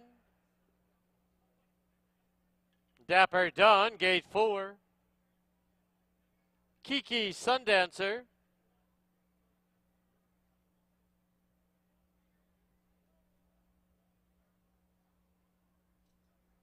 B Sparky to gate 2. 2 left to load, Showman and Texas Moonshine. 6 in, they're at the post. There they go. Kiki Sundancer, Showman down on the inside, Memorandum, and B Sparky 4 across the track. But as they pass by us now, Kiki Sundancer takes the lead, leads it now by 2. Showman on the outside to his inside is B Sparky, followed by Memorandum. On the outside now is Texas Moonshine. Dapper Dawn, the trailer. Into the clubhouse turn they go, and Kiki Sundancer's clear now by 2. B Sparky second by 3/4 of a length. Showman's on the outside. Memorandum saves ground at the rail. Then on the outside now is Texas Moonshine. Dapper Dawn, the trailer, about 8 lengths to make up. Opening quarter, a solid 22-2 as they head to the 560 Sparker. Kiki's Sundancer in command, leading it now by 3.5. Half was 46-3. And it's Kiki Sundancer midway on the turn, opening it up by 5. We've lost the rider on the 1, Memorandum. As they turn for home, Kiki Sundancer is clear by 6. Dapper Dawn comes on second, B Sparky third, Texas Moonshine fourth. Deep stretch now. It's Kiki Sundancer well in the clear. Kiki Sundancer wins it at 9-2. It'll be Dapper Dawn second, Texas Moonshine third, B Sparky, and Showman.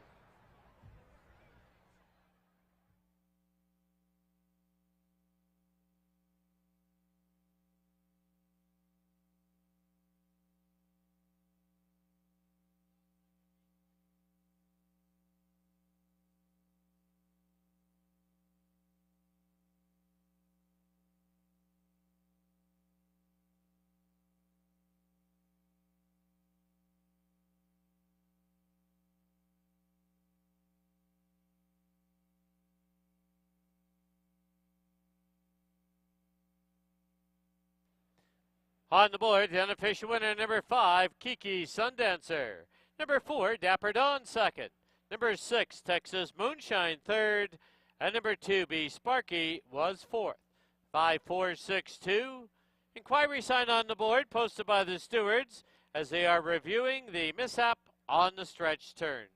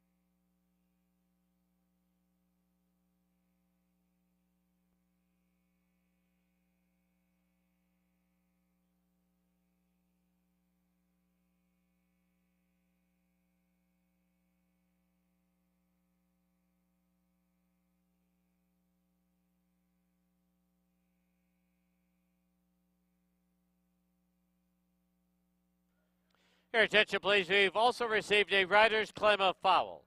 The rider aboard the second place finisher, Dapper Don, Jose Gomez, has lodged a claim of foul against the unofficial winner, number 5, Kiki Sundancer, alleged interference on the stretch turn. Riders claim a foul, 4 against 5.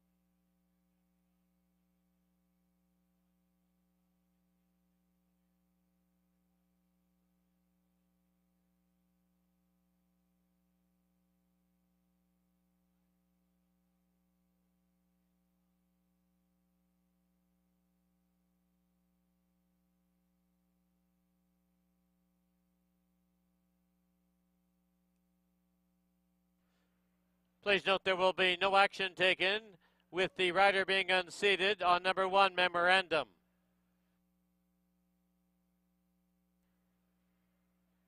In the winner's enclosure, unofficial winner of race 4, number 5, Kiki Sundancer, owned by Marty Miller, trained by Edgar Mendoza, assisted by Christina Mann and ridden by Kamal Santo.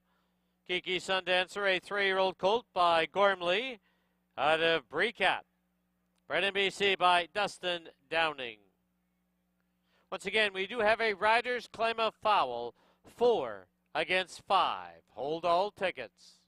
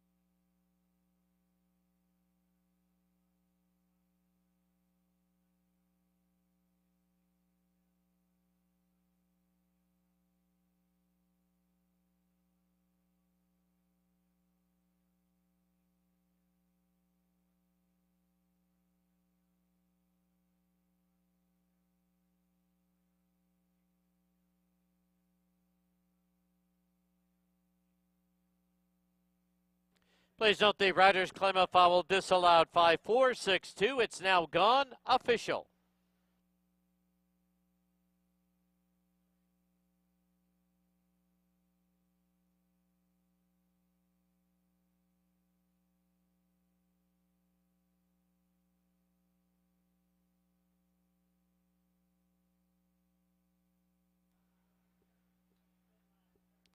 The 5-4 exacta was $54.80 for $2.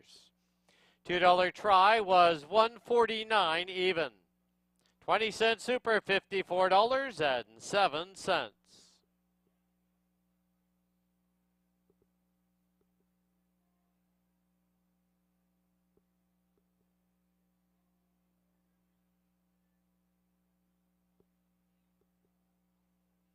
Final running time for the 6 1/2 furlongs, 1:19 and 75/100ths. In the 5th, the rider at number 1, Island Living, is apprentice Fraser Abley. Correct the weight to 106 and is 1 pound over. Number 2, Star Finality, 5 over. Number 3, The Sky is the Limit, 1 over. Number 4, Penalty to Rangers, 5 pounds over. Post time, 20 minutes away at 4:12.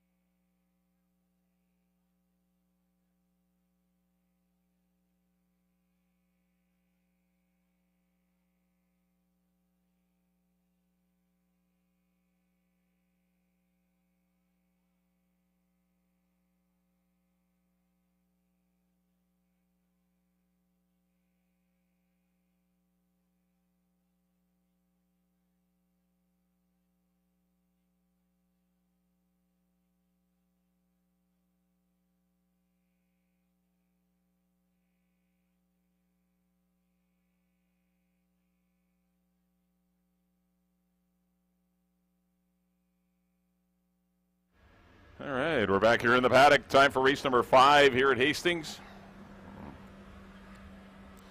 Hope everyone went a little deep in the pick 4. It's Marty Miller's Kiki Sundancer. It's Edgar Mendoza's second training win of the day. Kamal Santo up, but Kiki's Sundancer outbroke the field, had the lead, and simply there was no one to catch him. The Kiki Sundancer breaks the maiden in race number 4. Here's the one. This is Island Living, one of 6 $4,000 claimers here that are non-2 lifetime. He's in for $7,500, being a 3-year-old BC bred. You get to run for a little more money when you're a BC bred, and a 3-year-old in some of these races. Last couple of runs, just kind of puzzling efforts. Started off the season with a nice win at the maiden 12-5 level. Came back with a decent 4th behind Tam Tricky, but the last 2 efforts, just the last race, the trip wasn't great, but didn't run on at all, beat 20 lengths. Hopefully things are better today. Gets apprentice Fraser Abley. There's a rider change on the 1, Island Living. Ridge Balgobin not riding today. Put up Fraser Abley on number 1, Island Living. 2 will be Star Finality. Broke his maiden 2 starts back in the slop back in June when we used to have rain in Vancouver. Did defeat next out winner Drill Baby Drill in that one. Then came back against winners. Had a 3-wide trip though. That was a tough go. Chasing that 22-2, 45-4 opening half. That the sky's the limit was setting. Unfortunately, well, the good part is she's inside. Like it has an inside post. But the bad news is there's other speed in here. It'd be tough for her to wire the field, but maybe she can take a seat in behind the leaders and try and win the race from there. We'll see. I didn't take her top 3, but it looks like a lot of people aren't. She's 16-1 for Joe and Gloria Russo and trainer Patty Leaney. Karen Kellowan gets the call. A lot of money's come from, as obviously as you see, for the 6 Perfect Penny. About $1,500 has been slapped on her to win, which is throwing the tote board a little out of whack. Number 3 will be The Sky Is the Limit. She repeats that last race. She's got a great chance of winning. Just got beat late by Perfect Penny, who is the favorite in that race. She had to do a lot of heavy lifting on the head end. She's been freshened up. She hasn't been seen for 5 weeks now. But she looks good here in the paddock. Jose Gomez looking for another winner on the season.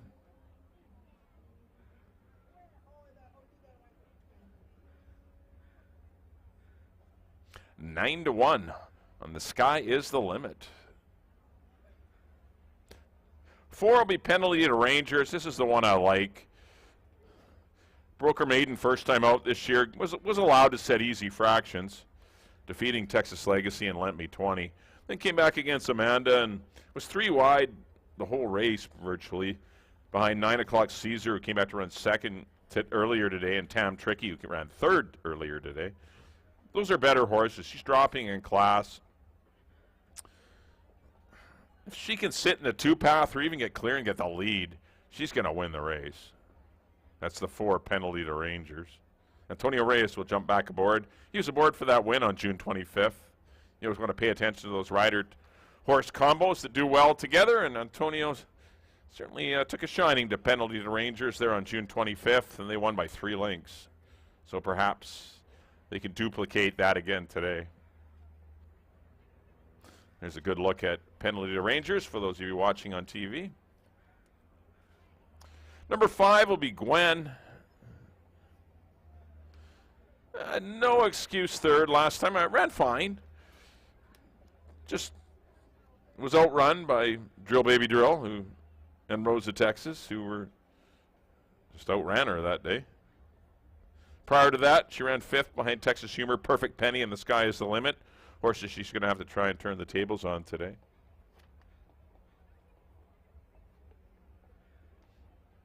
I respect her. She's with the right trip. She can get back to that form of last year. With the right trip, she can win. And number 6 will be Perfect Penny. An over bet 1-2 favorite right now.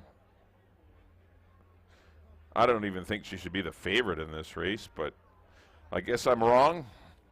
She's a distant second to 2B Sunny in a 5-horse field last time, which she had a perfect trip, sitting off a 49 opening half going short. She's not speed. She's coming from off the pace. She lost to Gwen 2 starts back, which makes me wonder why she's 1-2, but someone fancies Perfect Penny today. I've gone 4, 6, and 5 with honorable mention to the 3. The sky is the limit. I think those are your 4 horses in here. 4, 6, 5 for me here in race number 5. As we do kick off your late pick 3. Let's send it up to Dan for the post parade of the 5th.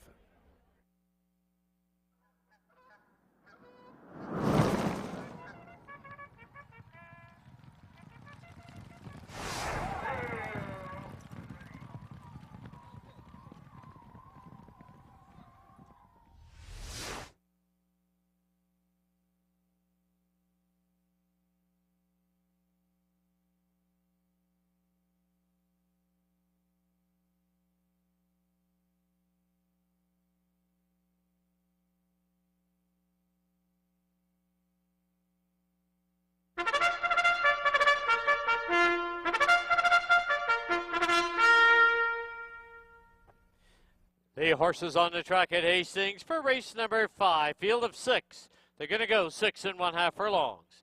Exactor, Triactor, Superfecta, and late pick 3 wagering. Post time in 8 minutes. The rider at number 1, Island Living, is apprentice Fraser Abley. Correct the weight to 106 and is 1 pound over.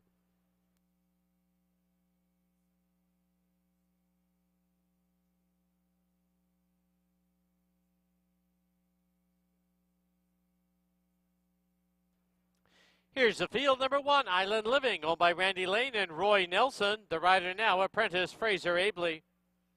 2, Star Finality, owned by Joe Russo and Gloria Russo. Kieran Kellewan in the saddle. 3, The Sky is the Limit, owned by the Dreamtime Stable. Heather Clark and Greg Benin. The rider, Jose Gomez. Number 4, Penalty to Rangers, owned by John Anderson and Catherine Anderson. Antonio Reyes aboard. Number 5 is Gwen, owned by Jordan Frolick, Silvino Morales up. And number 6, Perfect Penny, owned by the Willow Creek Farms, the rider Amadeo Perez. 6 minutes to post time.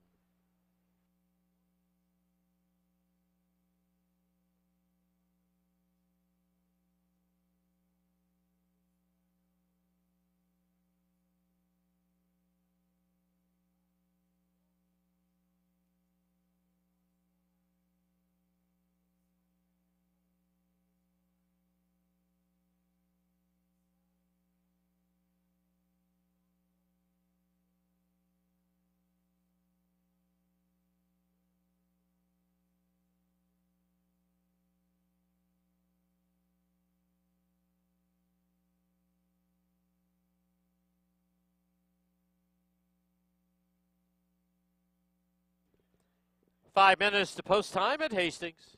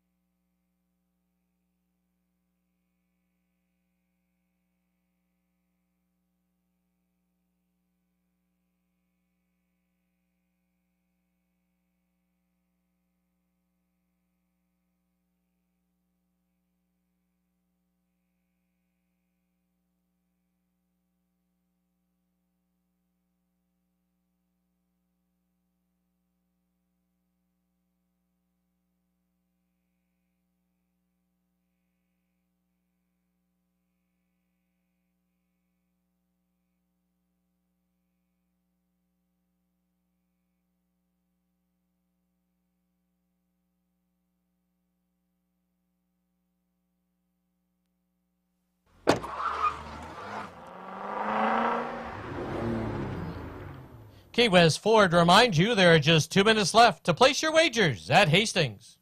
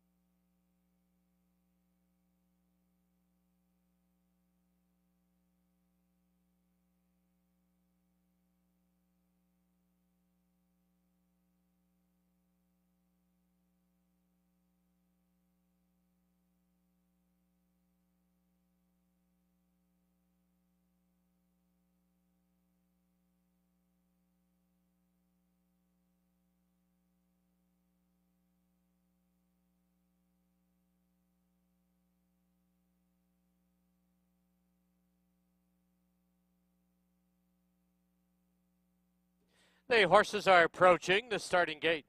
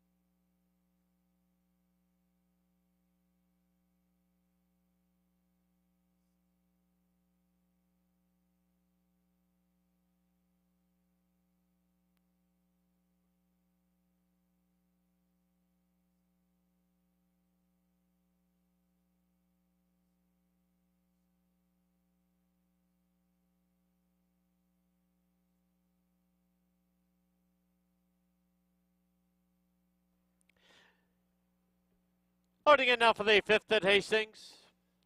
Island Living to the inside gate. Star Finality goes in. The Sky is the Limit. Penalty to Rangers. Gwen and Perfect Penny. 6 in. They're at the post. There they go. Penalty to Rangers, quick at the break and right on the early lead. Down towards the inside, Star Finality end. Island Living as they pass by us now for the first time. Penalty to Rangers, leads it by a little over a length. Island Living tugging hard at the rail. Star Finality up on the outside. The Sky is the Limit. Paired off at the back is Gwen and Perfect Penny. Opening quarter in 22 and 3 as they run to the half-mile mark. Penalty to Rangers, leads it by a tight length. Star Finality, second by a head. On the outside, The Sky is the Limit in third. Island Living at the rail in fourth. Then Perfect Penny and Gwen, the trailer, but only 5 off the lead. As they run to the 5/16 marker, Penalty to Rangers, now under pressure. Half, 46 and 2. Quarter mile from home, penalty to Rangers, Star Finality. Island Living at the rail, looking for a way through. Perfect Penny. The sky is the limit on the outside. Gwen the trailer, 1/8 of a mile from home. Penalty to Rangers, leads it now by 2. And down the lane they come. Penalty to Rangers, Island Living shakes loose. Perfect Penny and Star Finality. Penalty to Rangers, Island Living moving in. Penalty to Rangers, Island Living, very close. Penalty to Rangers, Island Living on the outside. Then is Perfect Penny, Star Finality. Gwen, and the sky is the limit. Photo sign will be posted.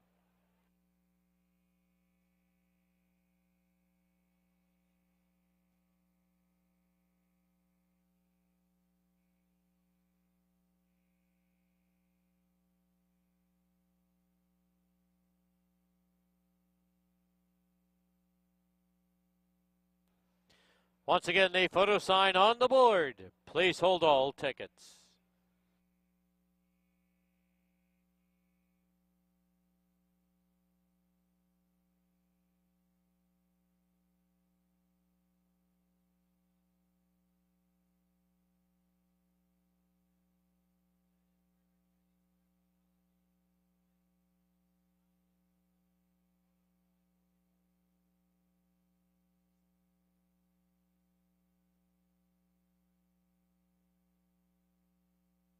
In the photo, number 1, Island Living, the unofficial winner.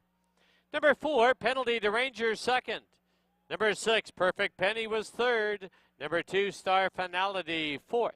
1, 4, 6, and 2.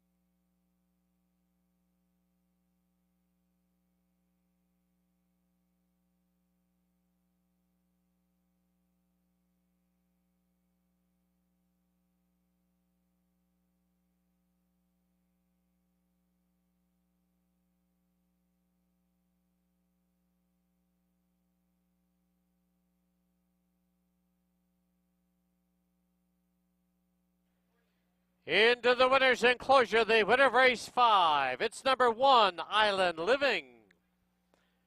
Island Living races for Randy Lane and Roy Nelson, trained by Keith Peterson. The winning rider is apprentice Fraser Abley.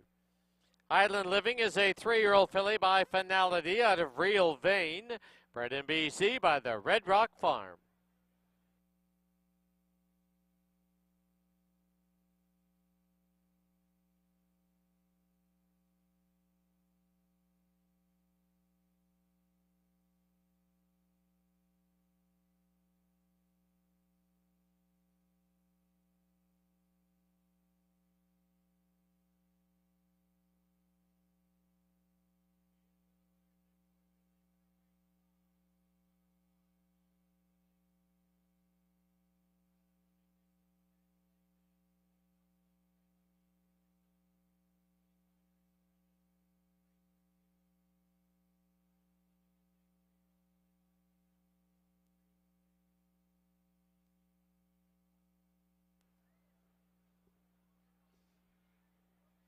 The result is official.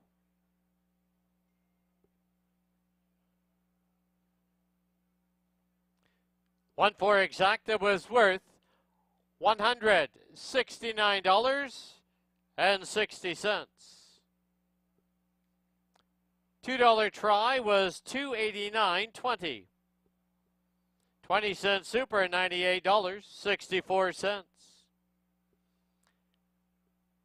Pick $3 price was $1,277.35. Final running time 1:18 and 81/100. Was a claim in that fifth race. Number 4, Penalty to Rangers, claimed by the G.O. Stables. Trainer Eric Gutierrez. Up next, race 6. There are no program changes. Post time 24 minutes away at 4:45.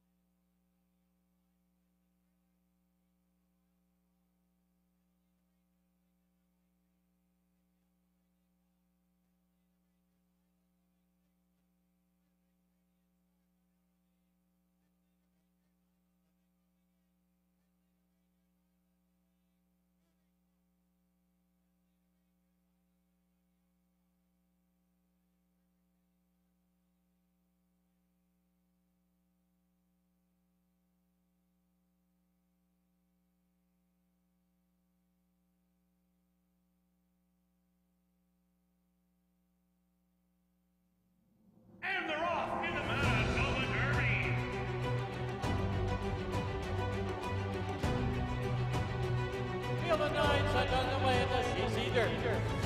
And they're off in the Canadian Derby. Red Rods will take the Manitoba Derby. And Walcott takes the lead with Great Escape. Regal Bryant, Roland Rose to ride. Regal Bryant, he'll win the Derby.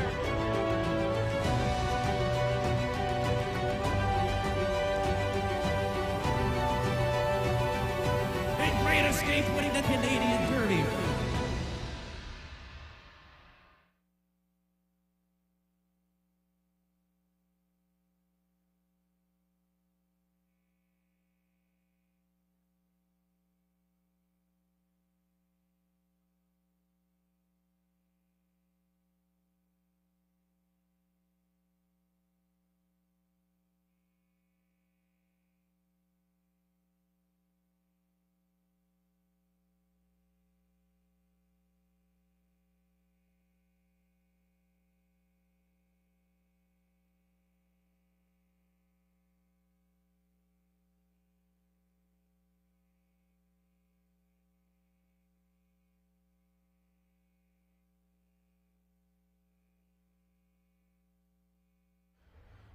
All right, we're back here in the paddock. Time for race number 6 here at Hastings, our feature event of the day. Good allowance race here. Optional claimer for $16,000 runners or non-3 lifetime. They're all going a mile on the 16th, kicking off your late daily double on races 6 and 7. We also have exacta, triactor, and superfecta wagering here on race number 6. Well, congratulations to trainer Keith Peterson. He got the exacta there. 1 and 4 Island Living and penalty to Rangers paid $169. But the long shot, owned by Randy Lane and Roy Nelson, Island Living got the money for Fraser Abley, who picked up the mount and just hung it on her stablemate, Penalty to Rangers, who led every jump except the last one. They pay on the wire, and Island Living got paid today to the tune of $37. Congratulations. Right, number 1 will be Cab Sav.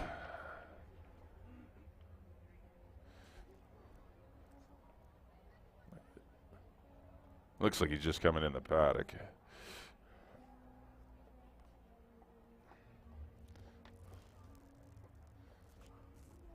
Oh, there he is. They just closed the paddock door. But there's Cab Sav. Showed good speed and winning it on 3 for 16 last time. He showed good resiliency that day. They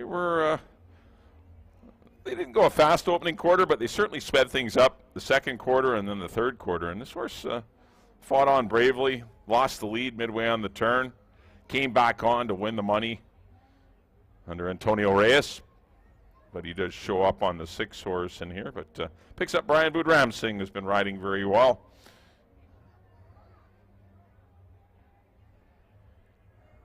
Got to pay the penalty for winning, though. Got to pack 124 pounds.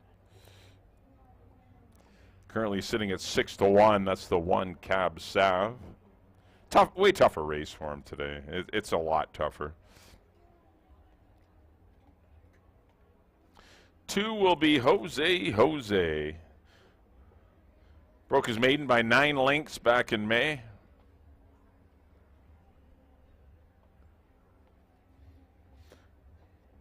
Took a trip down to Emerald Downs. Got caught up on a pretty quick pace that day.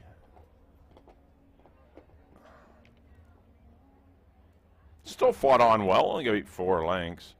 Going to stretch him out and try and go long. He's got speed. He'll be out there with Cab Sav, I would think. I wouldn't expect them to, wouldn't want to come from off the pace in this race with this horse. Eating dirt.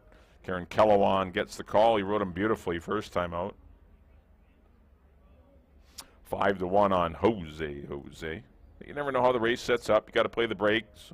Something new. They're breaking out of the backstretch starting gate because not all horses break the same in that spot, especially when they're doing it for the first time.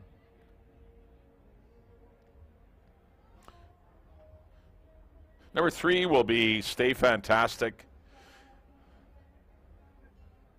Just finished winning at the 12-5 level. Going to step up here for 16.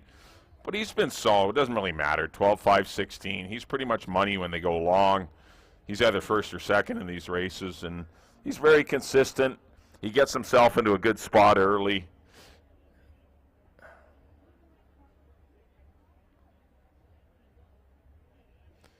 Currently your 7-5 favorite. That's the 3. Stay Fantastic.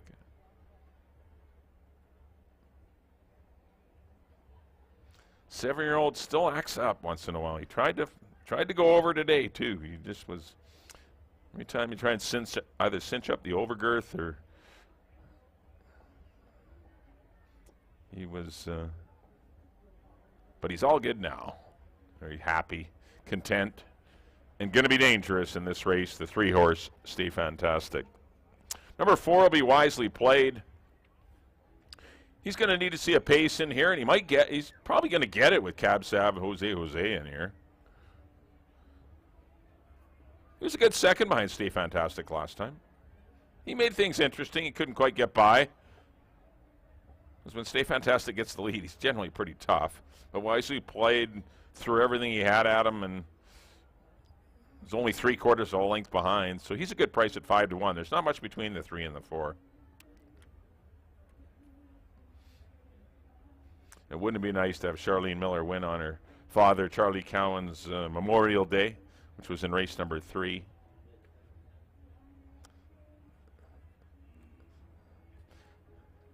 Number 5 will be Prince Cairo for the Hastings Racing Club. John and Tammy Snow train. Please note there will be a brief delay to race 6 as we have a shoe repair on the 3. Stay Fantastic. Yeah, I kind of figured that could happen. He was acting up here in the paddock. Spread a shoe and missing the hind right shoe.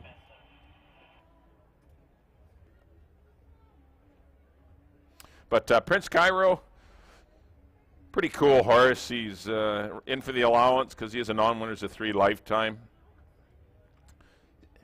He's unfortunately been in some very tough heats, the Boitano heat and then the roller coaster ride. Like, those are 2 of the toughest non-3s you're ever going to hook into, and he just seems to find tough horses to run it. He just runs well enough where you got to keep him up this high. He's a nice horse. This race has come up far easier for him. Fraser ably rides. Currently it's 7-1. And number 6 will be Stormy Blue. Just content in his stall there. Kind of got running off a bit and sharp last time. There was a long delay. It seems like this horse, I think last time this horse was in, there was a big delay because of his shoe repair. And now he got another one here. He's a horse that doesn't need to be in the paddock for 20 minutes, as he is a bit of a nervous type. I think it was for back and overdrive last time. But yes, he chased the 23-1, 46 flat. He was chasing those fractions. 111, those are crazy splits that he was trying to keep up with, and he didn't run his race at all. He was tired. He tired badly to run last. His 2 prior races put him in the picture. He ran second behind a roller coaster ride. He ran second behind back and overdrive in a sprint. I know they were distant seconds, but when he gets his trip, this is not a bad little horse, and he's currently sitting at 5-2 as your second choice. Antonio Reyes will once again ride.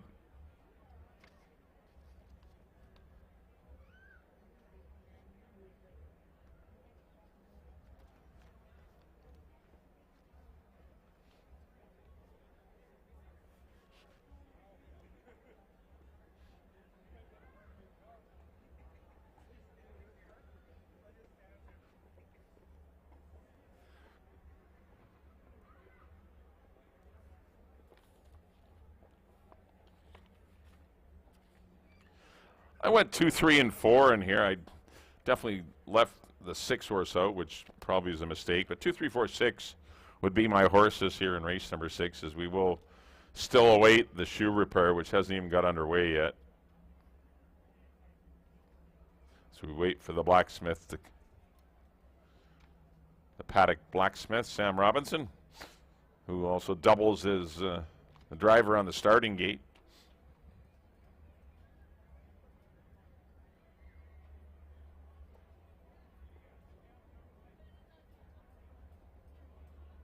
All right, good luck to everyone here in race number 6.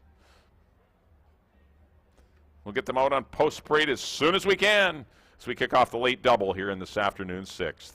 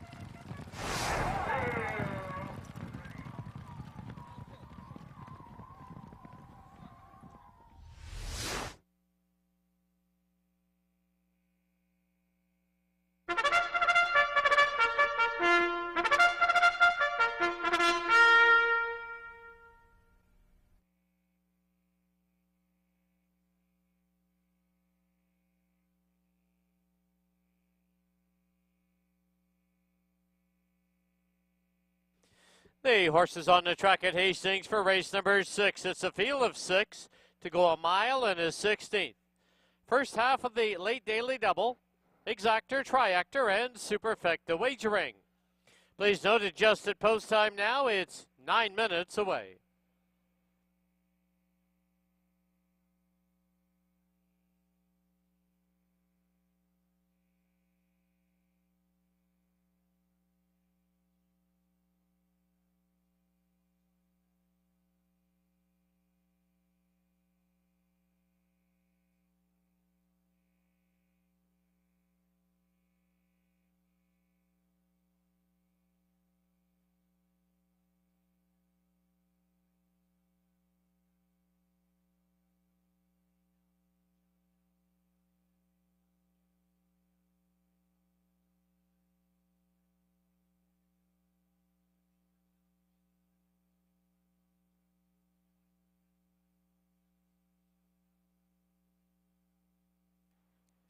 Here's the field number 1, Cab Sav, owned by the Ironside Stables Limited. The rider, Brian Budram Singh. Number 2, Jose Jose, owned by Joy Cameron, with Kieran Kellawan in the saddle. Number 3, Stay Fantastic, owned by the Todd Mountain Thoroughbreds. Amadeo Perez riding. 4, Wisely Played, owned by Warren Wilson, June Sutherland, Neil Stechkowski, Barry Hickman, and Leslie Small. Kamal Santo riding. 5, Prince Cairo, in the colors of the Hastings Racing Club, with apprentice Fraser Abley. And number 6, Stormy Blue, owned by the Century Plaza stable. The rider, Antonio Reyes. 8 minutes to post time.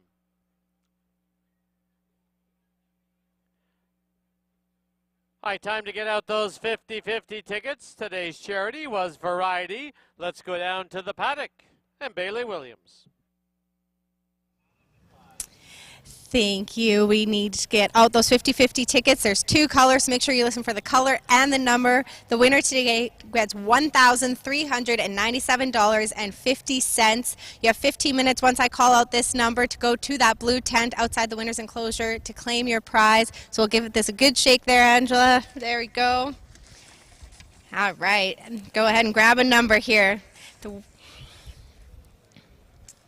So it's a red ticket, and the winning number, upside down there, is 998-9991.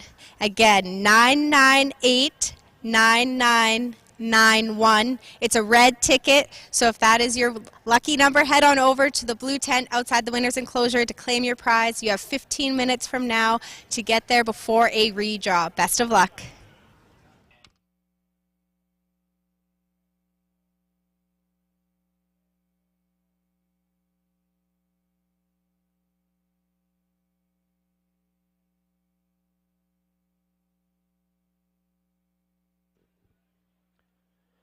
Once again, there's a look at your 50-50 draw today for Variety. It's 998-9991. It's worth $1,397. Leave the 2 quarters. You must claim your prize within 15 minutes at the blue tent outside the winner's enclosure.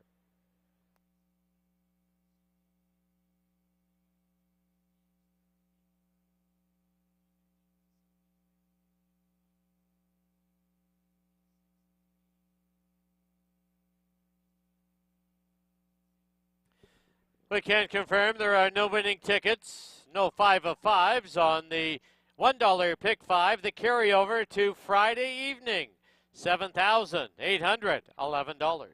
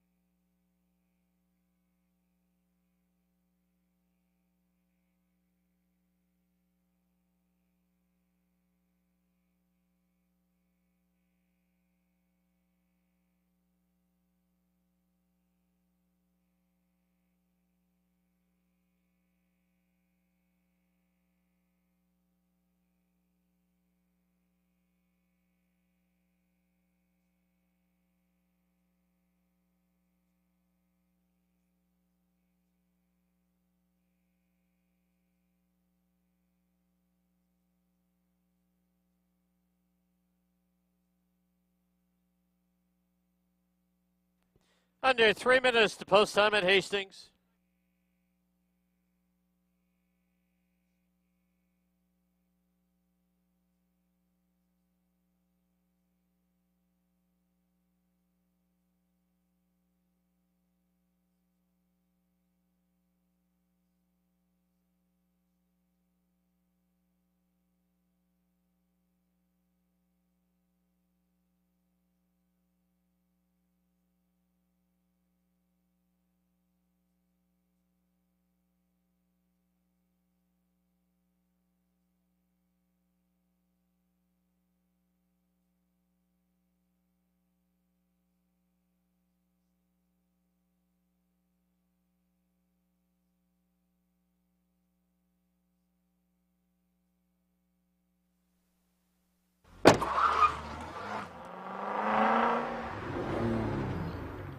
Key West Ford reminds you there are just 2 minutes left to place your wagers at Hastings.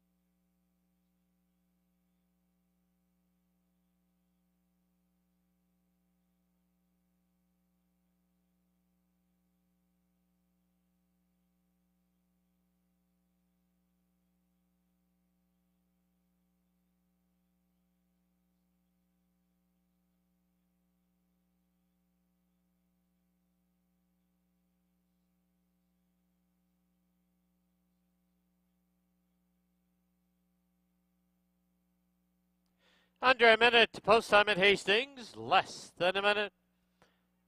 And just a note to our on-track guests that the 50-50 prize has been claimed.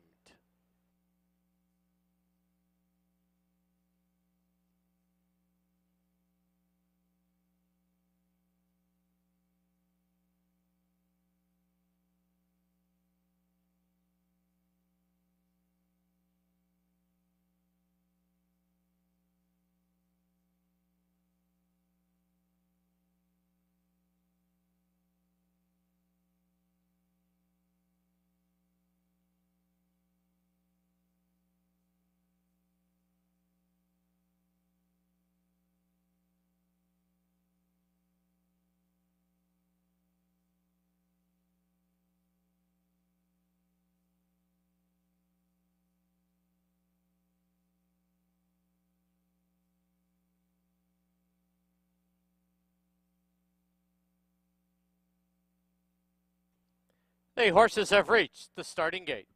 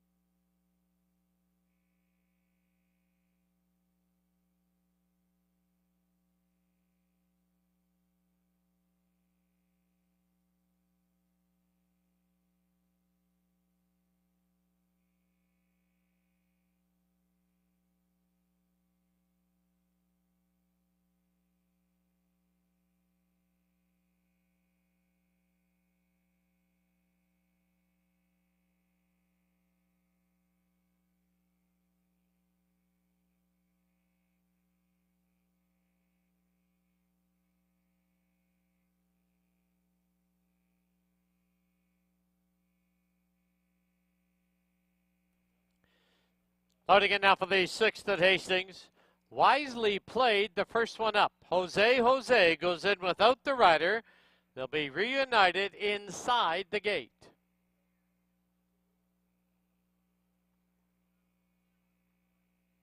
Next one up is Stay Fantastic. Followed by Prince Cairo. Cab Sav to the inside. And Stormy Blue to the outside. 6 in. They're at the post.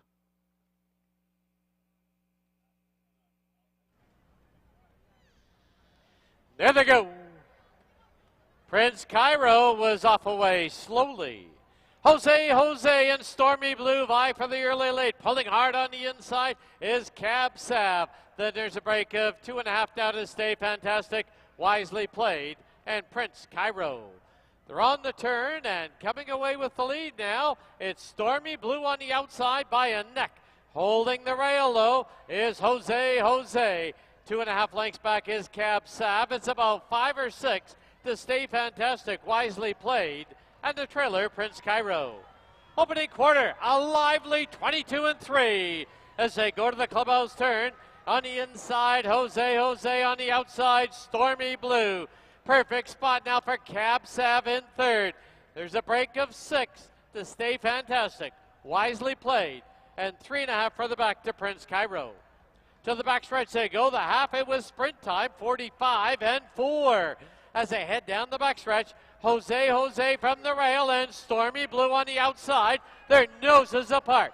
It's 3 lengths back now to Cab Sav. Stay Fantastic has been given his cue, and he's closing ground. Wisely played, and the trailer, Prince Cairo. 6 furlongs and 111 flat. Midway on the turn with one move, Stay Fantastic has inhaled the leaders and has now taken command. Stormy Blue, Jose and Wisely played. Off the turn into the stretch, and Stay Fantastic comes home with a 1.5 length lead. On the inside, Stormy Blue. Wisely played, trying to get involved late. Stay Fantastic. Here's Wisely played moving in. Stay Fantastic to win it. Wisely played second, Stormy Blue and Prince Cairo.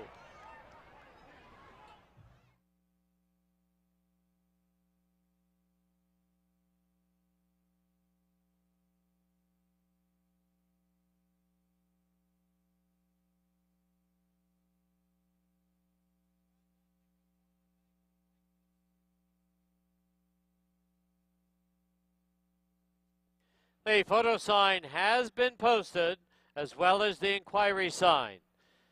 This will be a steward's inquiry into the start of race number 6, in particular number 5, Prince Cairo. Hold all tickets.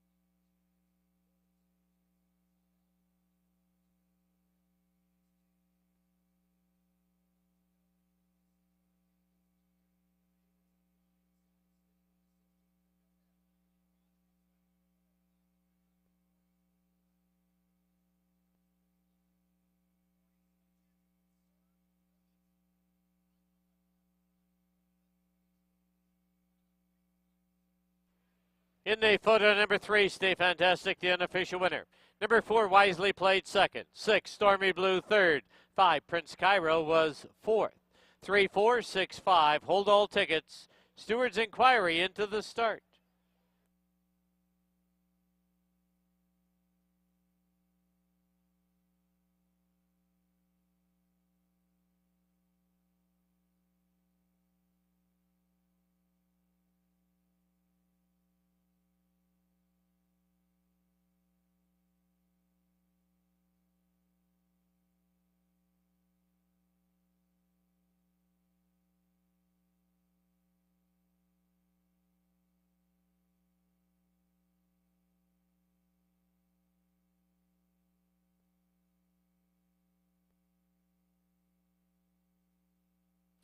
Please don't think Quibary sign taken off the board. The stewards have ruled that number five, Prince Cairo, did receive a fair start. He reared at the break, causing his own mishap.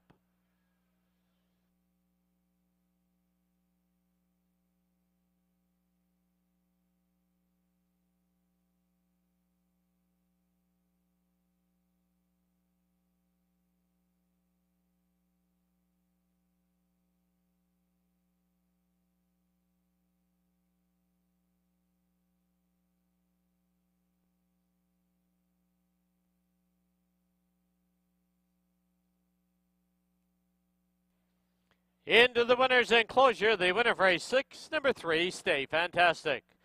Owned by the Todd Mountain Thoroughbreds, trained by Edgar Mendoza, assisted by Christina Mond, winning rider Amadeo Perez. That's 3 training wins today for Edgar Mendoza. Stay Fantastic, a 7-year-old gelding by Stay Thirsty out of Fantastic City. Bred in BC by the owners, the Todd Mountain Thoroughbreds.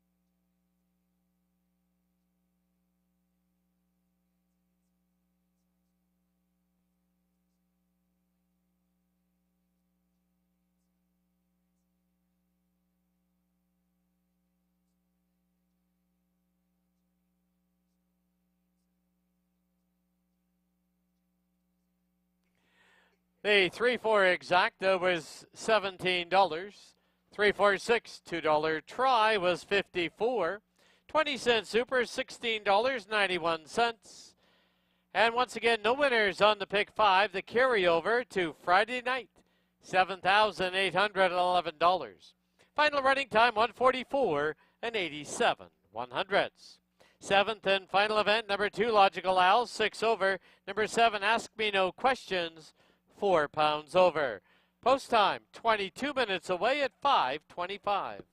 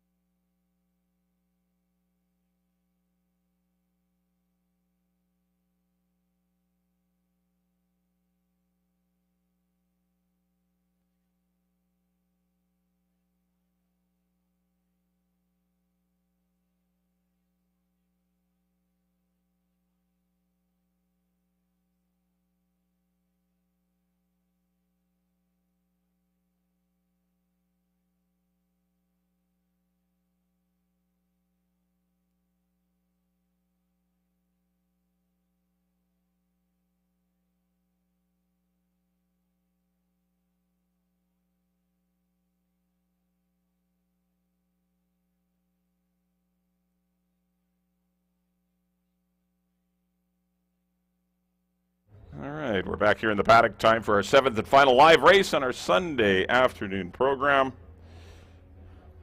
Got a field of 7. $8,000 claimers, not 1-3 lifetime. They're going to go a mile and a 16th. Exacta, Triactor, Superfecta, Super High 5. Lots going on here in the 7th race. Well, congratulations to Todd Mountain Thoroughbreds and Edgar Mendoza as he gets his 3rd winner of the day.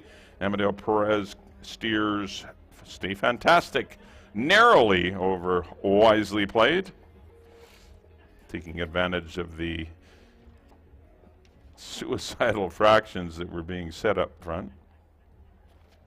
But Stay Fantastic continues his good season, winning his 3rd in 5 starts this year. And 3rd victory in 4 starts since stretching out to go long. All right, here's the one. This is Crypto Money. Makes his 2nd start here at Hastings. Was a distant 3rd behind Back to Liberty and Azov C. I think that'll prove to be a pretty live, no, where's a 3 race. So I think with the race under his belt and a little easier field, I think. This isn't a tough non-3 for 8. I know we got a couple droppers from 16, but, you know, they haven't performed all that well. He's an off-the-pace type. Fraser Abley will have him, sure, saving ground down on the inside, and hopefully he can weave his way through the field and give John Snow another winner on the season. 8-1 right now on Crypto Money. Number 2 will be Logical Al. He is your even money favorite for the Canoe Pass Stables and Craig McPherson. Drops out of it was an okay run. 4th in that 5-horse field was, I know it was for 16. Cab Sav, we just watched, finished last. Accordingly, and Sloop John B, they're decent horses. But yeah, I don't want to take a short price on this horse. I did select them, but I wouldn't recommend going overboard on Logical Al. He had a good pace to run out last time, and he just turned in an even effort. We'll see if he's better today, but Amadeo Perez, I'm sure, will give him a perfect trip and probably win the money. 6-5 on Logical Al. 3 will be Jock Talk for Denny Spence and Cindy Krasner. He's got no early speed.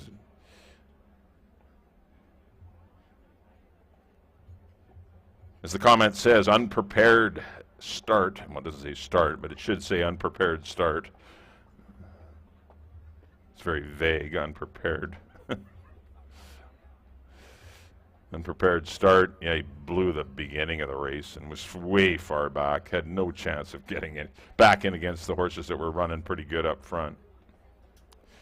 It's got to be better away from the gate. He's not going to be a speed horse, but still he can't spot them 4 or 5 at the break and expect to win. 7-1 on Jock Talk. 4 will be Ehrlich. He's also coming out of that same Logical Al race. Really had no excuses that day. The comment's perfect. Lack kick. He's back in at the non-3 level where he ran 2nd to Sloop John B.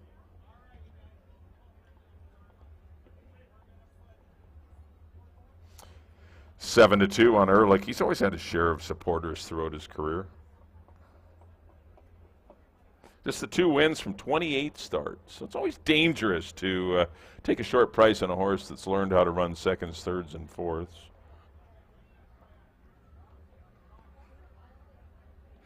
Karen Kellowan will ride for Lance Giesbrecht. I'm sure he's watching. A big shout out to Lance, watching in Panoka, Alberta. And Gordy Christoph,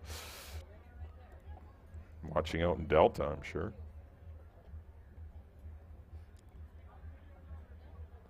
I wonder if Robbie made it back. He saddled one yesterday in Edmonton. Probably not. Saddled Aristocracy for the same connections. Another off-the-pace type, though, is Ehrlich. A lot of off-the-pace runners in here. Not a lot of pace in this race. 5 will be Jersey's Image. Ryan Ramsing rides for Helen and Ian Jewell. First up off the claim. It was a good closing 3rd, sprinting last time. Sure, he'll be in close attendance to the pace. He did lose a non-2-4, so obviously this non-3-8 is obviously a tough one.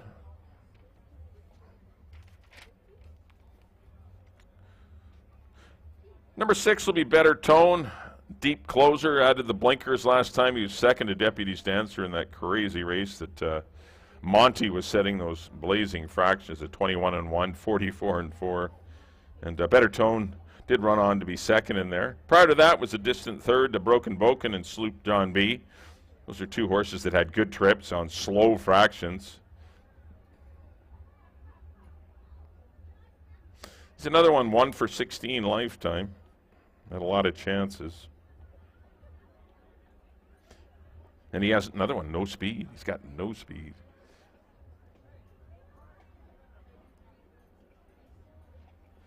Eight to 1 on Better Tone. Rounding out the field to be number 7. It says, Ask Me No Questions, a 3-year-old taking on older rivals in here. He's one of 2 3-year-olds in here. Logical Al is the other one. Couldn't match strides with Pursue, Tis Vicious, and I'm Corfu, but those are pretty good horses. He had no success in the Ascot graduation, his only try going along. One thing he does perhaps possess is some speed, which is definitely lacking in this race. It might be one that can get the lead. Antonio Reyes aboard. Hopefully not going 22-4, 45-4 again. But good work in 102 flat since his last race. He's an interesting long shot in here. But Logical Al is the logical choice, but I just don't want to. I would never key him in this race. It's just too many others that are interesting in here. But a race that's going to be however the race sets up is going to win. If Logical Al can somehow break a little better and show some speed, then he's going to be tough to beat. But if he gets back with the other closers in here, there's a lot of them in here. It could be a little difficult. Good race here to it's kind of a tough puzzle to close it out. I went 2, 4, and 7. Good luck whichever way you go. Don't forget, we're racing next Friday. 7 o'clock next Friday night. It was a very successful Friday a couple days ago, and look forward to seeing everyone next Friday. And then Holiday Monday, BC Cup Day. We're racing Friday, Monday next week. Look forward to seeing everyone then. Good luck in the last. Send it up to Dan for the post-parade race number 7.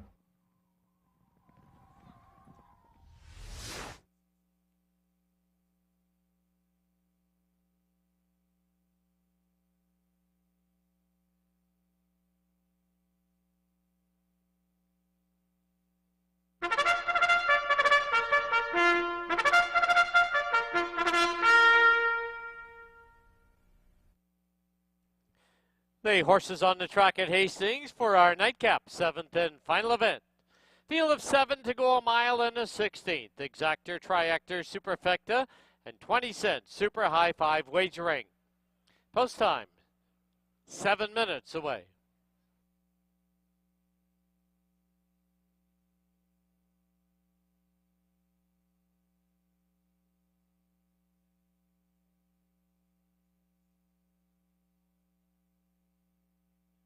On parade number 1, Crypto Money, owned by John Snow. The rider's apprentice, Fraser Abley. 2 is Logical Al, owned by the Canoe Pass Stables and Craig McPherson. Amadeo Perez riding. Number 3 is Jock Talk, owned by Dennis Spence. The rider, Kemal Santo. Number 4 is Ehrlich, owned by Lance Giesbrick and Gordy Kristoff with Kieran Kellewan. 5 is Jersey's Image, owned by Helen Jewell. The rider, Brian Budramsing. 6, Better Tone, owned by Kent Bird and Dino Condolinius. Silvino Morales up. And number 7, Ask Me No Questions, owned by Peter Redicop, BC Limited. Antonio Reyes in the saddle. 6 minutes to post time. Don't forget, live racing continues next week. It'll be Friday night at 7. And the holiday Monday, BC Day, at 2 p.m. Next Friday night, the Pick 5 starts with a carryover of $7,811. And for the final time, let's go down to the paddock and Bailey Williams. Thank you, Dan. Just 5 minutes from the finale here on Sunday to wrap out the card. A 7-horse field, super high five wagering in here, just 20-cent wager there. I'm going to the current favorite, 6-5 on number 2, Logical Al. Has some drop in class, taking on some well-seasoned older horses in here, but he's been stuck running against older horses at a tougher level. I think that today he will be one to come and beat. Amadeo Perez does stay aboard when I think he would have had the option between him or my second choice, and that is Better Tone. Better Tone has more of a closing style to him. Look for him to be laying just off that early pace and get in position well here. Silvino Morales is back aboard him today. Rounding out my top 3 is the rail horse, and that is Crypto Money. Had a pretty nice run there for its first start at Hastings, was placed second after a little bit of interference happened down the backstretch that day, so did get moved up to second. I think that this horse definitely gained a little advantage from that start here over the oval, currently at 9-1, so a little bit of a money play there for you. I went 2-6-1 here in the finale. You have 4 minutes to make your wagers. Get them in early and make sure you join us Friday night, 7 p.m. is the first race, and back Sunday afternoon at 2 p.m.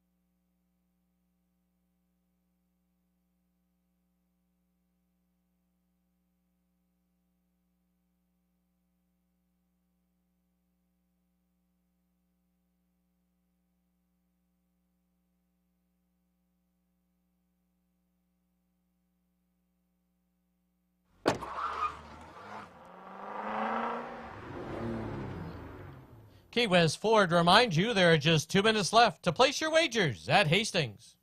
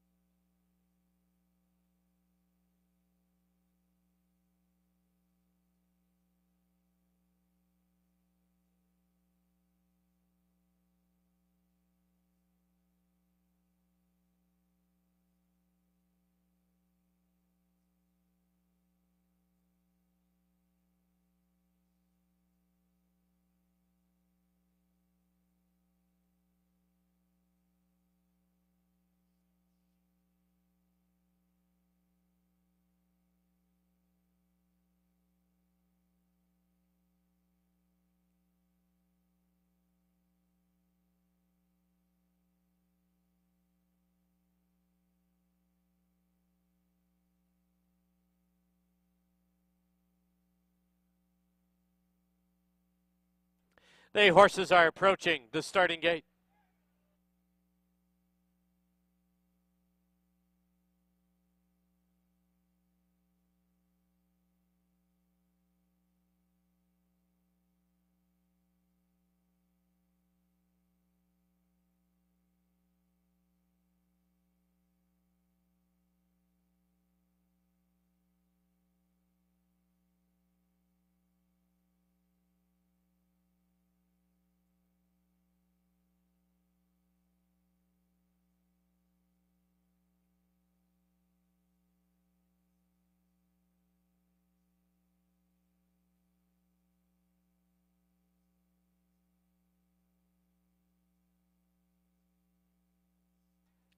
The horses have reached the starting gate.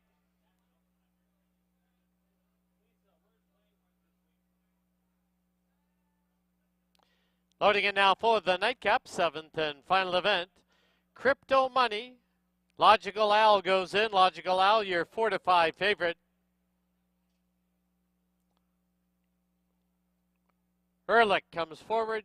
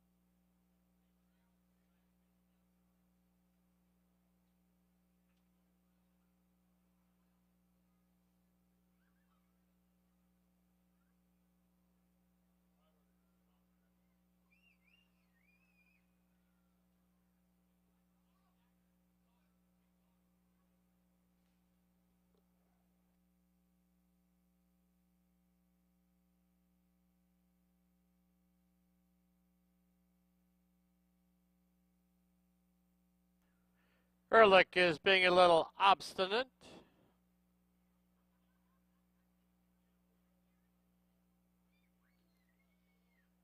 Now goes in.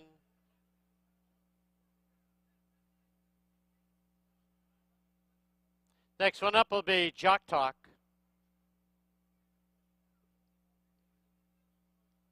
Followed by Jersey's Image.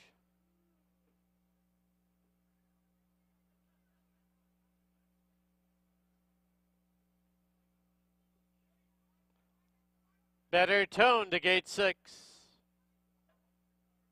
Outside gate, Ask Me, No Questions. And to the inside will be Crypto Money. 3 to 5 on Logical Al.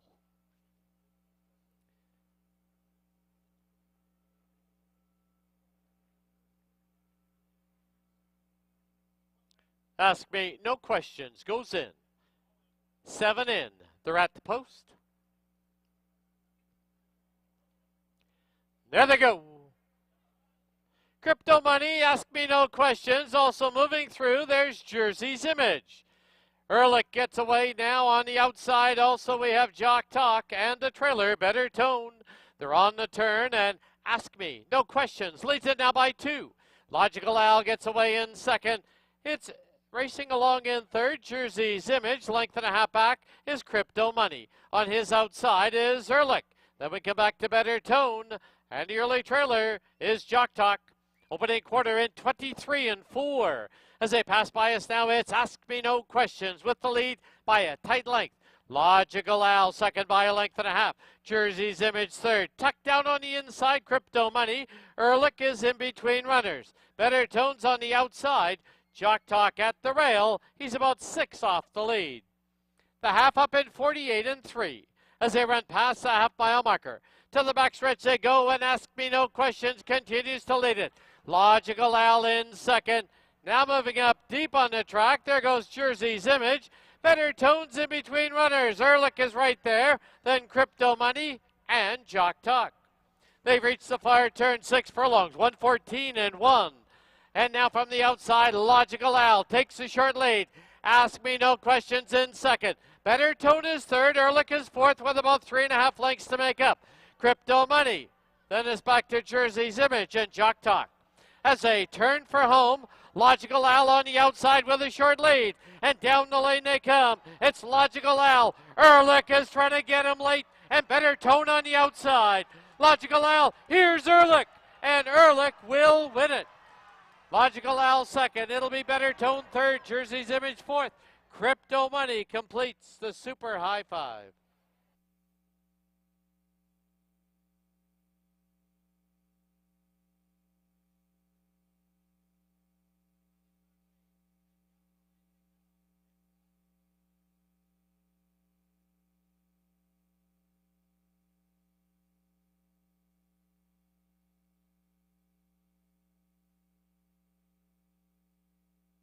The photo sign has been posted. Hold all tickets.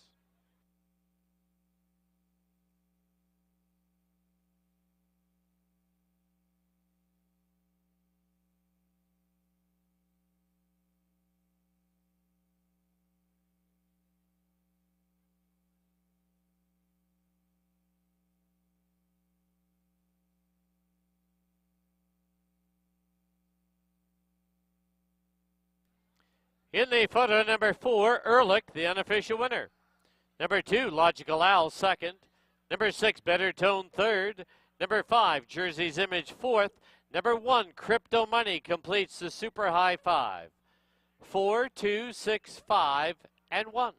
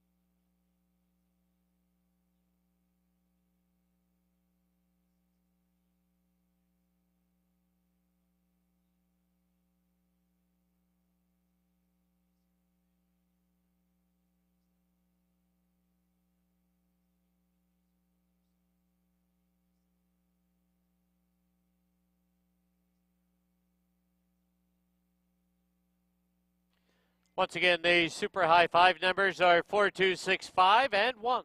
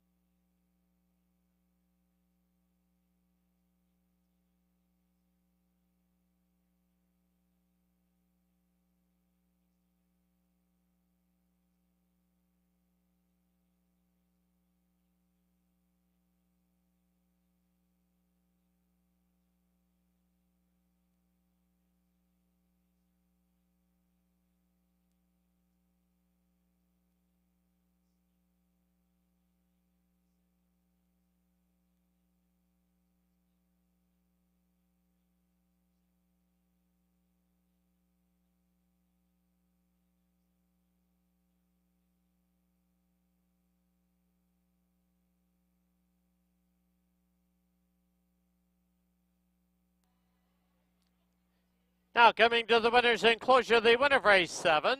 It's number 4, Ehrlich. He's owned by Lance Giesbrick and Gordy Christoph, trained by Robbie Anderson, assisted by Sue Anderson.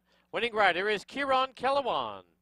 Ehrlich is a 7-year-old gelding by Curlin out of Sleepless Dixie, bred in Kentucky by the K&G Stables.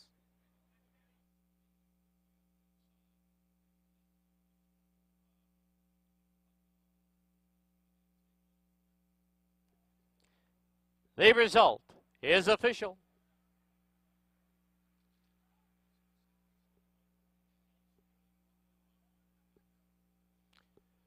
4-2 exacta was $18.20. 4-2-6 $2 try was $45.90. Pick 4, you need 4 of 4, 500, 77.44. 20-cent super was $25.31. 3-4 double was $48.80.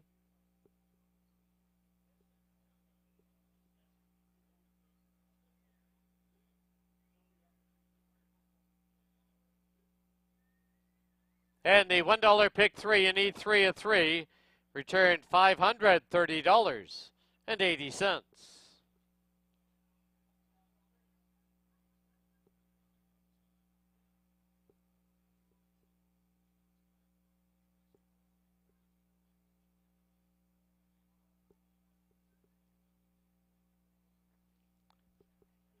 Final running time for the mile and a 16th, 146 and 8/100ths. That'll wrap up our Sunday card here at Hastings. We hope you enjoyed the live production, as well as our Corvette car show on the tarmac, featuring some new and classic Corvettes. Don't forget, live racing does continue here on Friday night. First race Friday will be 7 p.m. The carryover and the pick 5 going into the Friday card, $7,811. Thank you for watching and wagering on Hastings Racecourse. Drive safely. See you soon. Good night.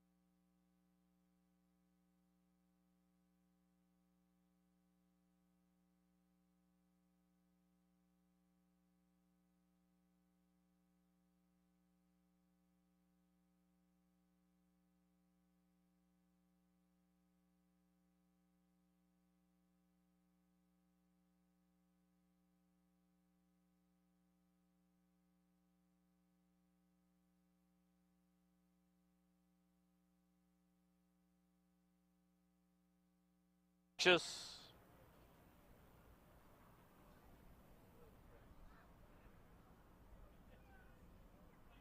There they go. Ears to Us sent right off for the early lead. Champiosa tries to drive up the inside. 3-Day Bender gets away in third. At the rail is Self-Serving, and on the outside, ATM. Under the line, trying to be geared down, is Ears to Us. Ears to Us leads it by 2. 3-Day Bender is second. Down on the inside, Champiosa. Then a big break of 3.5 now to Self-Serving, trailer, ATM.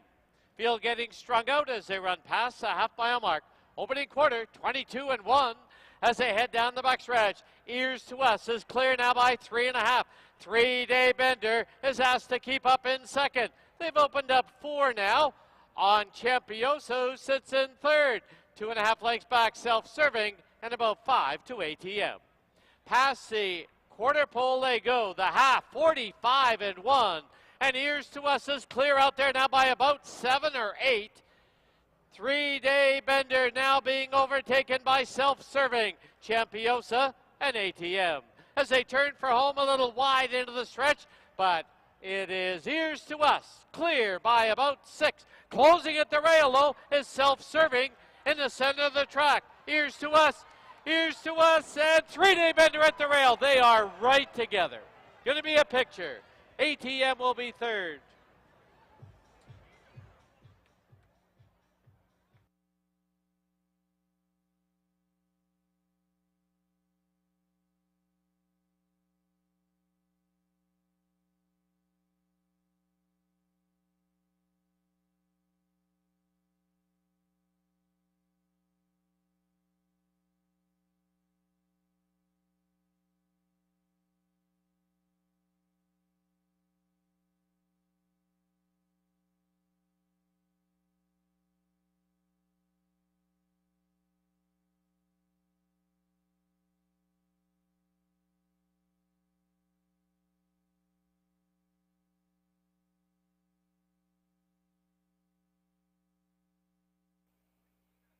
Three in, they're at the post. There they go. Moving through between runners, Kay's Kitchen wants the early lead. Irish Luna's at the rail, and Zeta Marie on the outside.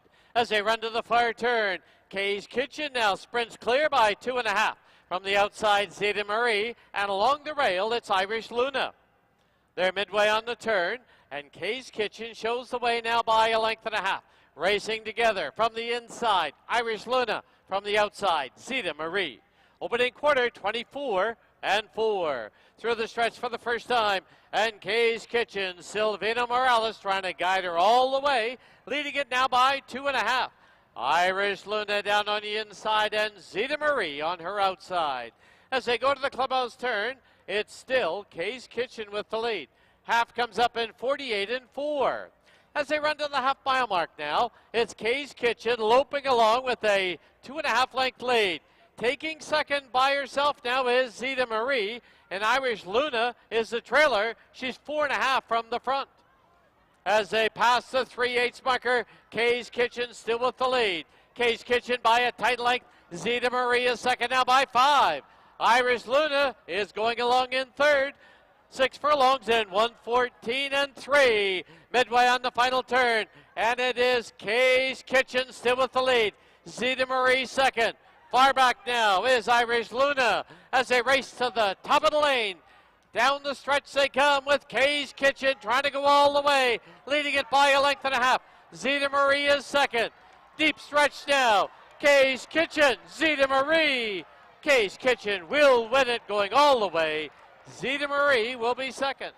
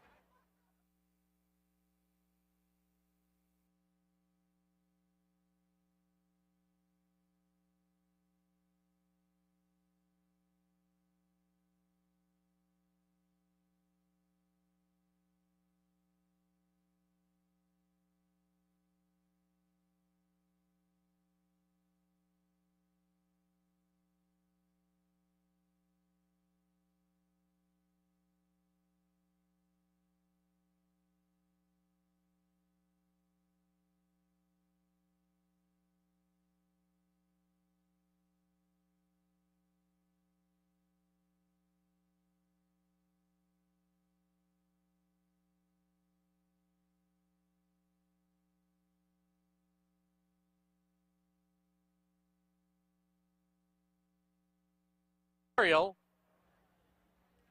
5 in, they're at the post. There they go.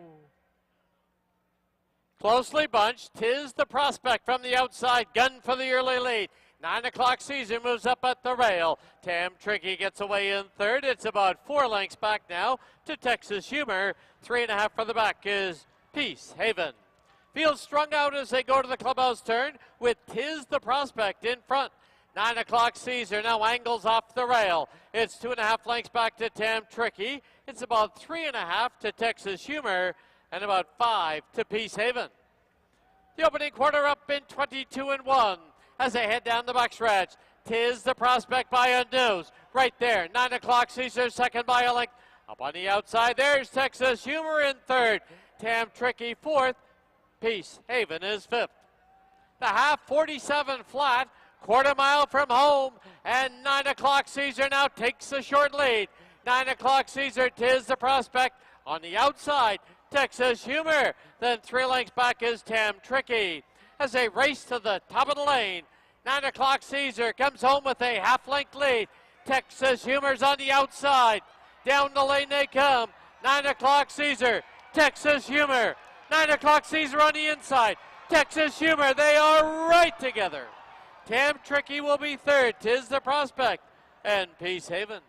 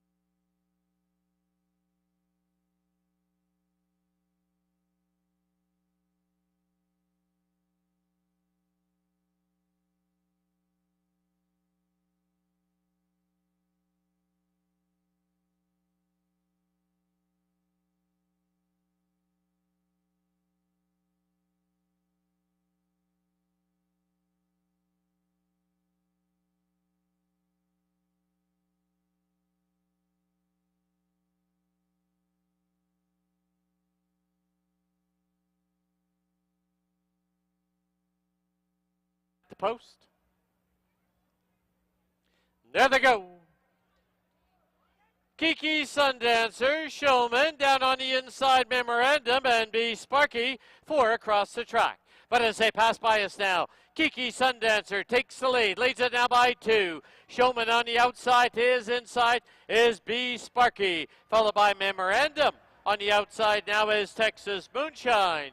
Dapper Dawn, the trailer. Into the clubhouse turn they go, and Kiki Sundancer's clear now by 2.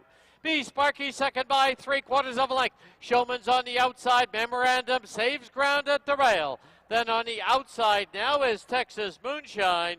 Dapper Dawn, the trailer, about 8 lengths to make up.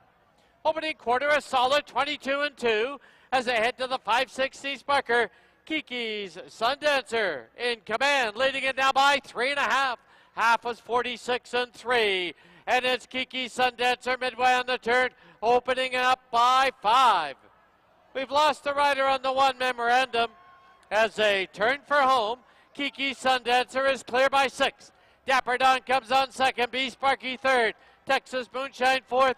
Deep stretch now. It's Kiki Sundancer well in the clear. Kiki Sundancer wins it at 9-2. It'll be Dapper Dawn second, Texas Moonshine third, Be Sparky, and Showman.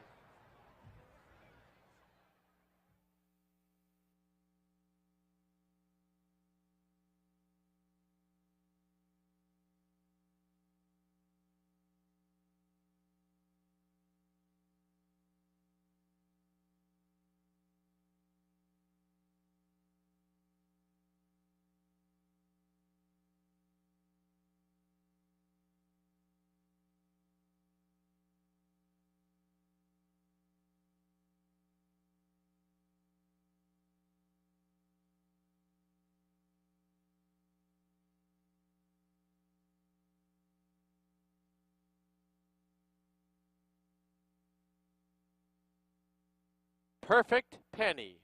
6 in. They're at the post. There they go.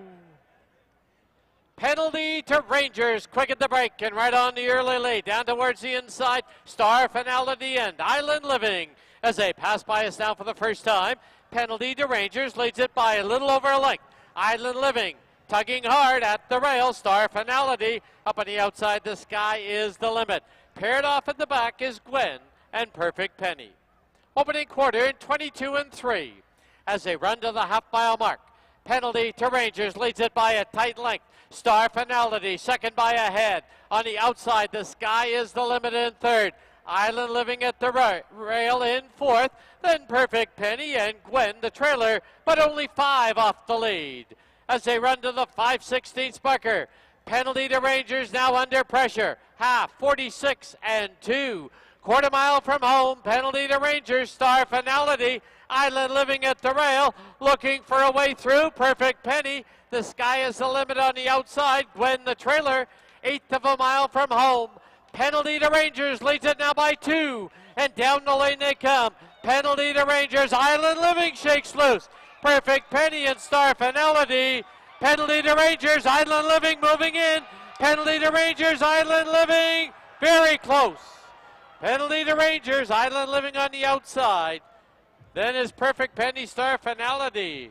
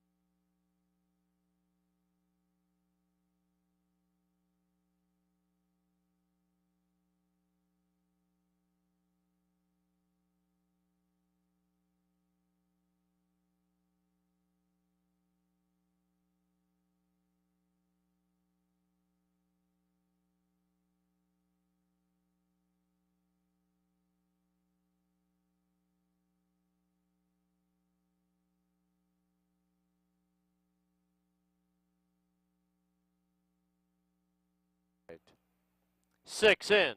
They're at the post.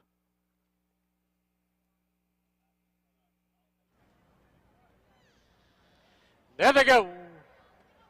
Prince Cairo was off away slowly. Jose and Stormy Blue vie for the early lead. Pulling hard on the inside is Cab Sav. Then there's a break of 2.5 now to Stay Fantastic. Wisely played. And Prince Cairo. They're on the turn and coming away with the lead now. It's Stormy Blue on the outside by a neck. Holding the rail though is Jose.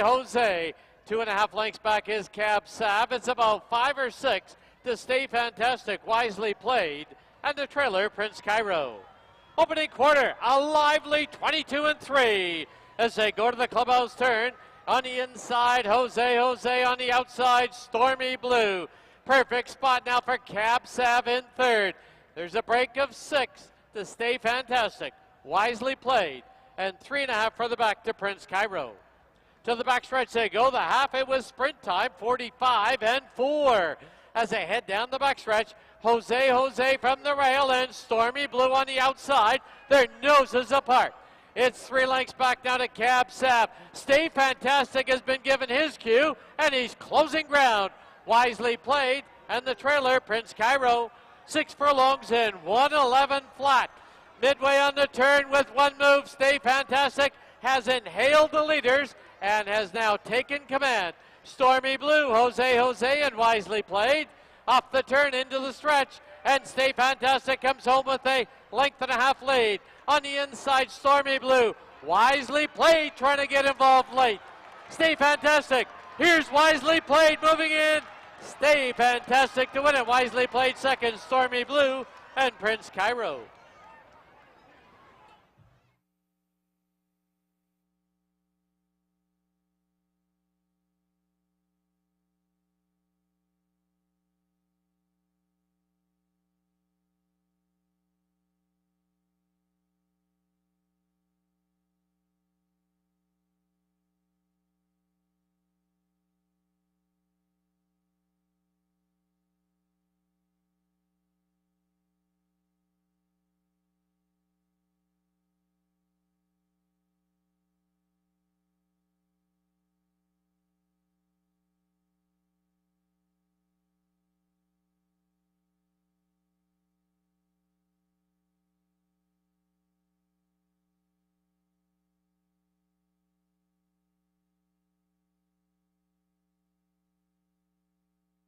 questions goes in.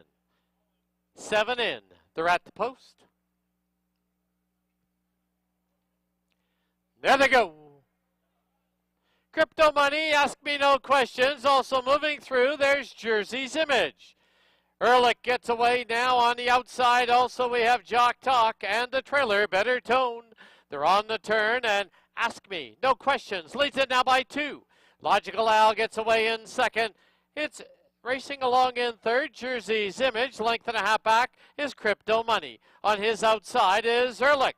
Then we come back to Better Tone, and the early trailer is Jock Talk. Opening quarter in 23 and 4. As they pass by us now, it's Ask Me No Questions with the lead by a tight length. Logical Al second by a length and a half. Jersey's Image third. Tucked down on the inside, Crypto Money. Ehrlich is in between runners. Better Tones on the outside. Jock Talk at the rail. He's about 6 off the lead. The half up in 48 and 3 as they run past the half-mile marker. To the backstretch they go, and Ask Me No Questions continues to lead it. Logical Al in second. Now moving up deep on the track. There goes Jersey's Image. Better Tones in between runners. Ehrlich is right there. Then Crypto Money and Jock Talk. They've reached the far turn, 6 furlongs, 114 and 1. And now from the outside, Logical Al takes the short lead. Ask Me No Questions in second. Better Tone is third. Ehrlich is fourth with about 3.5 lengths to make up. Crypto Money. Then it's back to Jersey's Image and Jock Talk. As they turn for home, Logical Al on the outside with a short lead. And down the lane they come. It's Logical Al. Ehrlich is trying to get him late. And Better Tone on the outside. Logical Al. Here's Ehrlich. And Ehrlich will win it. Logical Al second. It'll be Better Tone third. Jersey's Image fourth. Crypto Money completes the super high five.